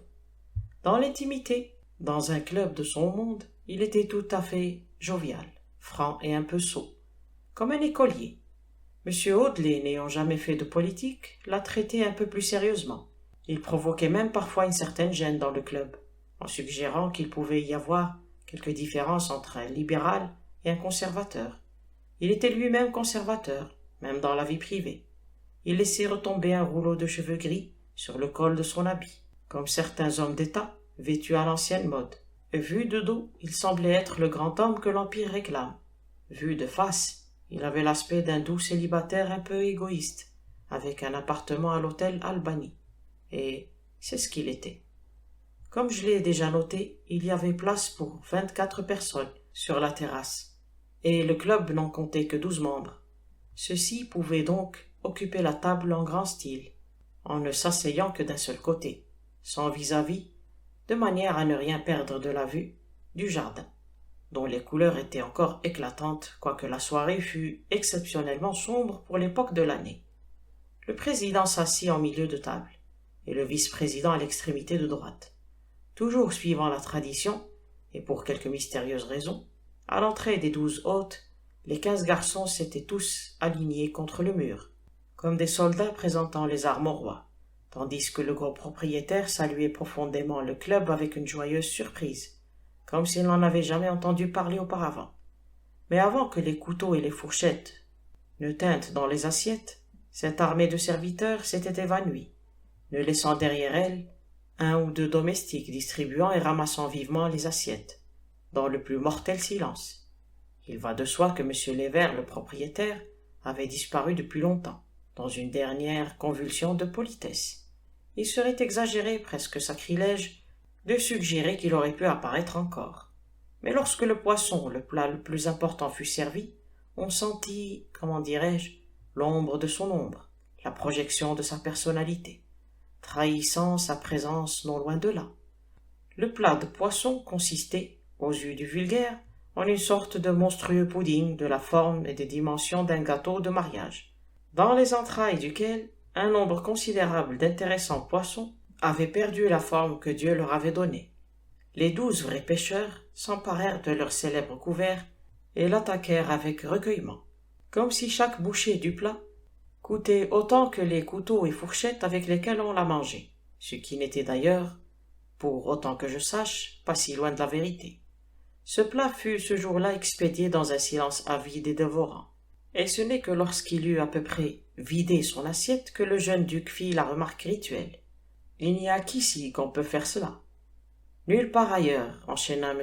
Audley de sa voix de basse, en se tournant vers l'orateur et en hochant plusieurs fois la tête d'un air entendu. « Nulle part ailleurs, assurément. On me faisait remarquer qu'au café anglais, ici il fut interrompu et quelque peu troublé parce qu'on enlevait son assiette, mais il ne tarda pas à ressaisir le fil précieux de ses idées. On me faisait remarquer que ce même plat pouvait être préparé au café anglais. Rien de comparable, monsieur, dit-il en secouant énergiquement la tête, comme un juge condamnant un accusé à mort.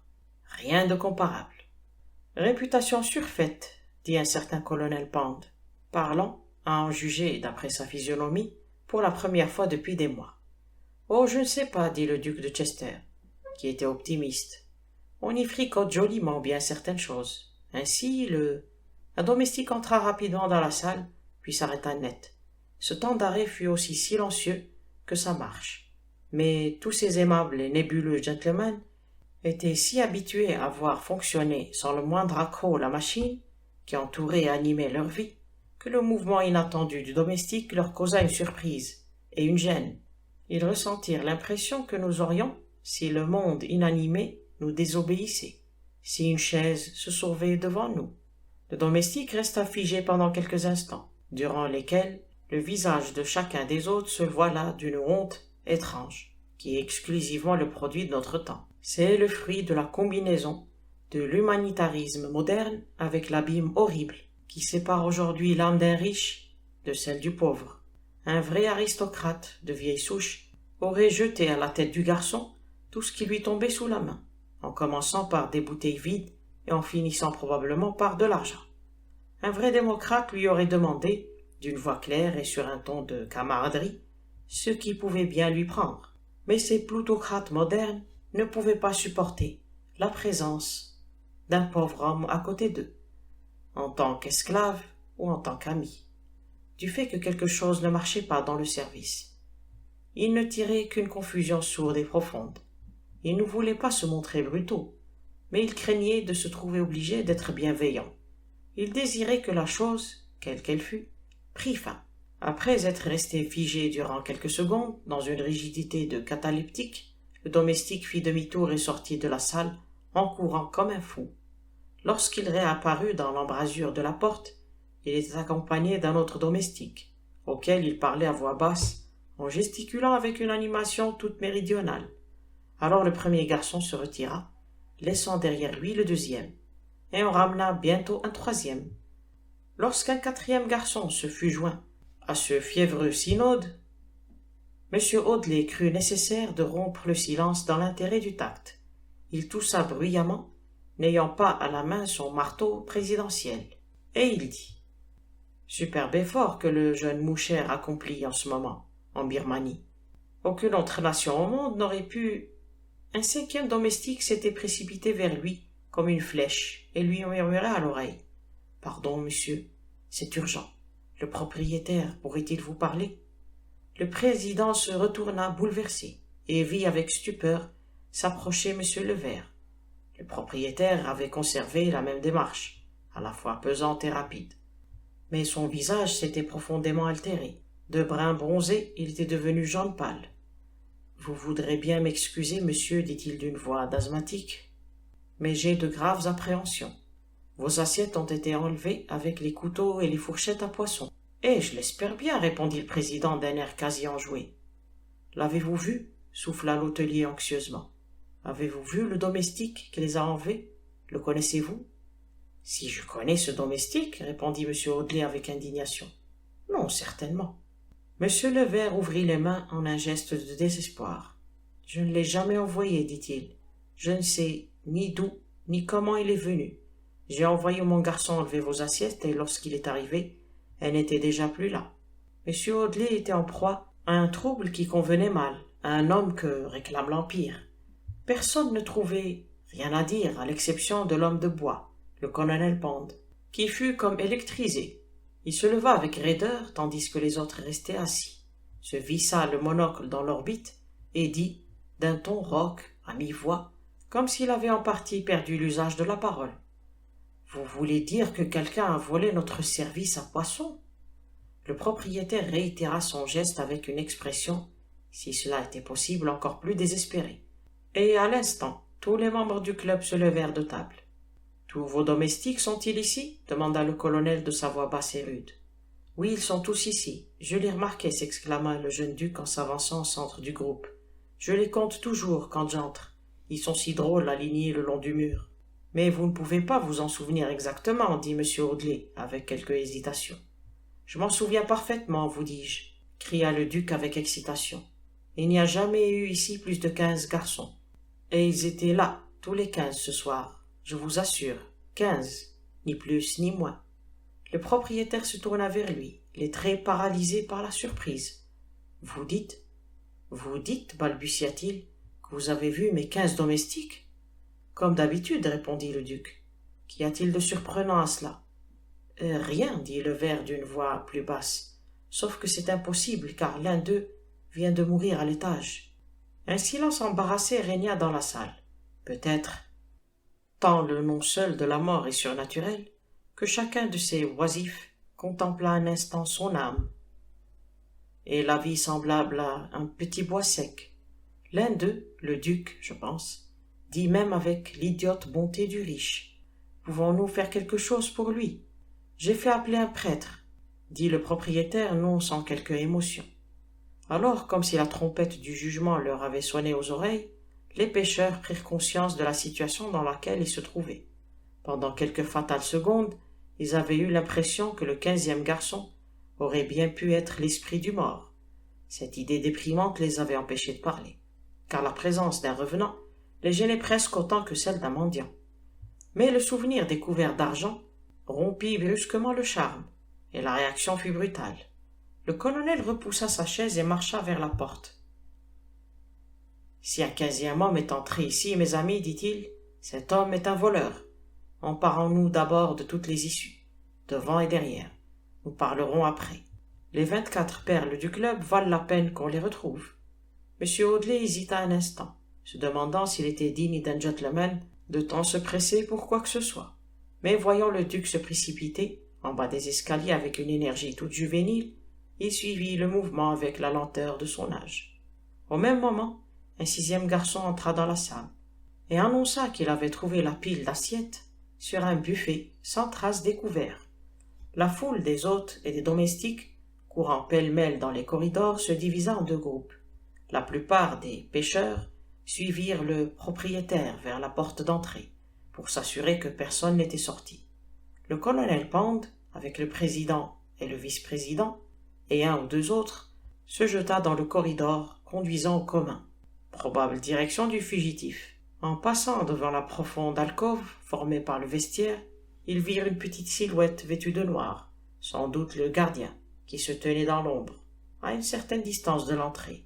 « Et là, cria le duc, avez-vous vu passer quelqu'un » Le petit homme ne répondit pas directement, mais déclara avec simplicité.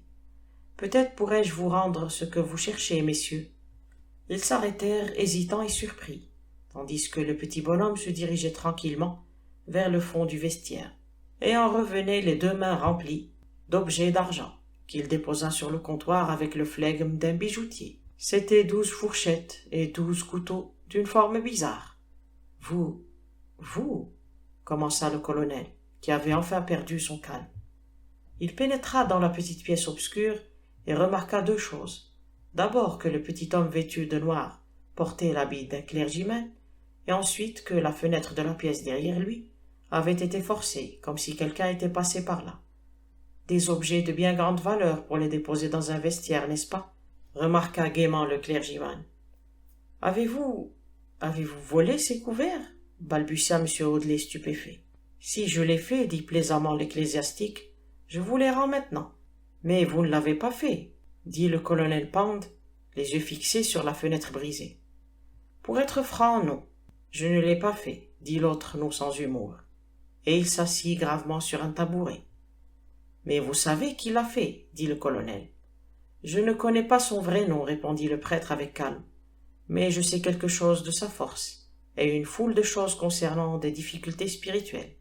J'ai pu juger de son état physique quand il a tenté de m'étrangler, et son état moral quand il s'est repenti. « Oh, par exemple, repenti » s'exclama le jeune Chester, avec une sorte de croassement hilar.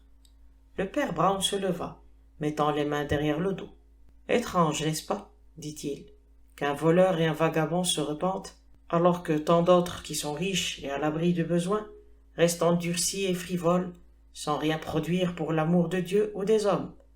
Mais ici, si vous me permettez une observation, vous empiétez un peu sur mon domaine. Si vous doutez de cette pénitence, voilà vos couteaux et vos fourchettes. Vous êtes les 12 vrais pêcheurs, et voilà tous vos poissons d'argent. Moi, on m'a fait un pêcheur d'hommes. »« Avez-vous attrapé cet homme ?» demanda le colonel en fronçant les sourcils. Le père Brown le regarda bien en face. « Oui, dit-il, je l'ai attrapé à l'aide d'un hameçon mystérieux et d'une ligne invisible, assez longue pour le laisser filer jusqu'au bout du monde, et pour le ramener ensuite à moi d'un mouvement de poignet. » Il y eut un long silence. Toutes les autres personnes présentes se dispersèrent pour rapporter les couverts à leurs camarades, ou pour discuter avec le propriétaire de cette curieuse aventure. Mais le colonel, le visage farouche, resta assis de biais sur le comptoir, balançant ses longues jambes maigres et mordillant sa moustache noire. Il dit enfin au prêtre d'un ton tranquille. Il a été malin, mais je crois connaître plus malin que lui. C'est un garçon intelligent, répondit Brown, mais je ne sais pas très bien de quel autre vous voulez parler. Je parle de vous, dit le colonel en riant. Je ne désire pas faire pincer le gaillard. Rassurez-vous sur ce point. Mais je vous donnerai un bon nombre de fourchettes d'argent pour savoir exactement le rôle que vous avez joué dans l'affaire, et comment vous avez réussi à vous emparer de son butin. Je crois que vous êtes le plus rusé démon que je n'ai jamais vu. Le père Brown ne sembla nullement outragé par la franchise saturnienne du soldat. Je ne puis naturellement, dit-il en souriant, vous révéler l'identité de cet homme, ni vous conter son histoire. Mais il n'y a pas de raison pour que je ne vous expose pas les faits tels qu'ils se sont présentés à moi. Il sauta sur le comptoir avec une surprenante légèreté, s'assit à côté du colonel Pond, en balançant ses courtes jambes comme un petit garçon perché sur une barrière, et entama son histoire, avec autant d'aisance que s'il la contait à un vieil ami, devant une flambée de Noël. « Voyez-vous, colonel, dit-il, j'étais enfermé dans une petite pièce en train d'achever certaines écritures, lorsque j'entendis dans ce corridor une paire de pieds dansant une danse aussi bizarre que la danse des morts. D'abord de drôles de petits pas rapides, comme si l'on avait couru sur la pointe des pieds, ensuite de grandes enjambées nonchalantes et bruyantes, comme si un homme de haute taille s'était promené, devant la porte, en fumant son cigare. Mais j'aurais juré que c'était le même homme. Les deux bruits se succédaient à intervalles réguliers, la course, puis la promenade, puis de nouveau la course. Je me demandais d'abord vaguement, puis anxieusement dans quel but ce personnage pouvait bien jouer ces deux rôles. Je connaissais parfaitement l'une de ces démarches. C'était la vôtre, colonel. C'était l'allure d'un gentleman bien nourri, attendant quelque chose, et qui marche beaucoup plus parce qu'il se sent physiquement bien dispos que parce qu'il éprouve une inquiétude morale. J'avais le sentiment que je connaissais aussi l'autre démarche, mais je n'arrivais pas à me rappeler ce qu'elle me suggérait. Quel pouvait bien être l'animal rencontré au cours de mes pérégrinations, qui fuyait sur la pointe des pieds, de cette étrange manière. J'entendis alors un bruit d'assiette, et la réponse m'apparut aussi évidente que l'église de Saint-Pierre. C'était la démarche d'un garçon de restaurant, le corps en avant, les yeux baissés, les orteils effleurant le sol, les basques de l'habit et de la serviette volant au vent de la course. Je réfléchis encore une minute, et le crime m'apparut aussi clairement que si j'avais été sur le point de le commettre moi-même. Le colonel Pound fixa curieusement le prêtre, mais les doux yeux gris de celui-ci restaient attachés au plafond, avec une expression à la fois soucieuse et distraite. « Un crime, dit-il, est une œuvre d'art comme une autre. Ne sursautez pas, les crimes ne sont en aucun cas les seules œuvres d'art qui sortent de l'atelier infernal. Mais toute œuvre d'art, qu'elle soit divine ou diabolique, porte toujours une marque distinctive, à laquelle on ne peut manquer de la reconnaître. Son fondement est simple, si complexe que puisse être sa réalisation. Ainsi, dans Hamlet par exemple, le caractère grotesque du fossoyeur, les fleurs de la jeune fille folle, la parure fantasque d'Osric, la pâleur du fantôme et le ricanement du crâne sont autant d'objets étranges, tressés en une sorte de guirlande confuse autour de la simple et tragique figure d'un homme vêtu de noir. Eh bien, ceci aussi, dit Brown avec un sourire, en descendant lentement de son perchoir, ceci aussi n'est que de la simple tragédie d'un homme vêtu de noir. Oui, continua-t-il, remarquant l'étonnement du colonel. Toute cette histoire gravite autour d'un habit noir. Ici, comme dans Hamlet, nous rencontrons certaines excroissances rococo. Vous-même, par exemple, il y a le garçon mort qui était là, alors qu'il ne pouvait y être. Il y a la main invisible qui rafla les couverts de votre table, pour s'évanouir à l'instant. Mais tout beau crime repose en dernier ressort sur un simple fait, sur un fait qui n'a rien de mystérieux en lui-même. C'est en déguisant ce fait, et en détournant l'attention des spectateurs que le criminel nous trompe. Ce vol important et subtil, et qui, en toute autre circonstance, eût été des plus rémunérateurs, reposait sur ce simple fait que l'habit que porte un gentleman est le même que celui que porte un garçon de restaurant. Tout le reste n'est que jeu d'acteur, d'un acteur admirable. Pourtant, dit le colonel en se levant, je ne comprends pas encore parfaitement. Colonel, reprit le père Brown, je vous dis que cet archange d'impudence qui a volé vos couverts a arpenté 20 fois ce corridor, éclairé par toutes les lampes, vu par tous les yeux. Il ne s'est pas caché dans quelque coin obscur, ou des yeux soupçonneux auraient deviné sa présence. Il n'a pas cessé un instant de marcher par les corridors éclairés, et partout où il passait, il avait l'air d'être à sa place. Ne me demandez pas comment il était. Vous l'avez vu vous-même 6 ou 7 fois, ce soir. Vous avez attendu l'heure du dîner avec les autres notables du club dans le salon là-bas, à l'extrémité du corridor devant la terrasse. Chaque fois qu'il arrivait parmi vous, il marchait dans le style fulgurant d'un garçon de café, tête basse, serviette au vent et pieds légers. Il passait sur la terrasse, effaçait un pli de la nappe, puis accourait de nouveau vers le bureau et les communs. Mais avant d'entrer dans le champ visuel de l'employé dans le bureau et des garçons, il avait pris l'apparence d'un homme totalement différent. Dans chaque détail de son allure, dans le moindre de ses gestes, il se promenait parmi les domestiques en affichant cette insolence distraite qu'ils ont tous observée chez leur maître. Il n'y avait pour eux rien de neuf à ce qu'un dandy, appartenant au club, arpenta toutes les parties de l'hôtel comme un ours en cage. Ils savent que rien ne caractérise les gens chics comme l'habitude qu'ils ont de se promener où bon leur semble. Lorsqu'il était superbement las d'arpenter ce dernier corridor, mon homme faisait volte-face et rebroussait chemin jusqu'au bureau, dans l'ombre de l'arcade. Il se transformait de nouveau comme par un goût de baguette magique et passait rapidement parmi les 12 pêcheurs, dans l'obséquieuse attitude du parfait garçon d'hôtel. Pourquoi ces gentlemen auraient-ils prêté attention à un vulgaire domestique? Pourquoi les domestiques auraient-ils suspecté un gentleman? 1 ou 2 fois, il a pourtant fait preuve du plus grand sang-froid. Entrant dans l'appartement privé du propriétaire, il a demandé impudemment un siphon pour apaiser sa soif, en disant qu'il le porterait bien lui-même. Et qui mieux est, il l'a fait. Il l'a porté vivement, dans toutes les règles de l'art, passant au milieu de vous comme un garçon chargé d'un message pressant. Cette comédie n'aurait pu naturellement se prolonger longtemps, mais il lui a suffi de la jouer jusqu'à la fin du service de poisson. Le moment le plus critique pour lui fut lorsque les domestiques s'alignèrent derrière la table, mais même alors, il a réussi à s'accoter au mur, juste au coin, de telle manière que les domestiques le prennent pour un gentleman, et les gentlemen pour un domestique. Le reste n'a plus été qu'un jeu.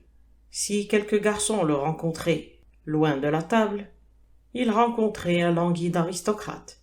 Il lui a suffi d'entrer dans la salle 2 minutes avant qu'on enlève les assiettes de poisson, de jouer son rôle de parfait domestique et de les enlever lui-même. Il a déposé les assiettes sur un buffet, fourré les couverts dans les poches intérieures de son habit, qui ont gonflé en conséquence, et couru comme un lièvre. Je l'ai entendu venir jusqu'au vestiaire. Là, pour la dernière fois, il a repris son rôle de plutocrate réclamé par ses affaires. Il n'avait qu'à donner son numéro au gardien et à sortir aussi élégamment qu'il était entré. Seulement, c'est moi qui ai joué le rôle du gardien de vestiaire. « Que lui avez-vous fait » demanda le colonel. « Que vous a-t-il dit » ?»« Je vous prie de m'excuser, répondit le prêtre imperturbable. L'histoire s'arrête là. « C'est là qu'elle commence, murmura Pound. Je crois comprendre maintenant ces trucs professionnels, mais je ne m'explique pas encore bien les vôtres. Je dois partir, dit le père Brown. Ils passèrent ensemble du corridor dans le hall d'entrée, où ils aperçurent le jeune duc de Chester, qui s'approcha d'eux joyeusement. « Viens donc, Pound !» cria-t-il hors d'haleine. « Je t'ai cherché partout. Le dîner bat de nouveau sans plein, et le vieil Audley va faire un speech en l'honneur du sauvetage des fourchettes. Vois-tu, nous avons dans l'idée d'inaugurer une nouvelle cérémonie pour commémorer l'événement. Que suggères-tu » dit le colonel en lui jetant un regard d'approbation ironique. « Je propose que désormais nous portions des habits verts. On ne sait jamais quelles méprises peuvent se produire lorsqu'on ressemble à un domestique. » « Oh, va donc, » dit le jeune homme.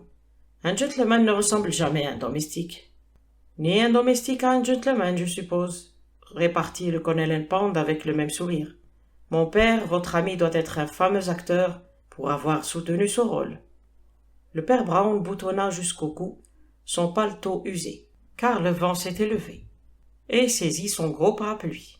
« Oui, dit-il, il doit être bien difficile d'être un gentleman, mais, vous l'avouerai-je, je pense quelquefois qu'il doit être encore plus difficile d'être un domestique. » Et en leur souhaitant le bonsoir, il sortit de cet antre de plaisir. Les portes d'or se refermèrent derrière lui, tandis que, trottinant par les rues sombres et humides, il se mettait en quête d'un omnibus. Fin.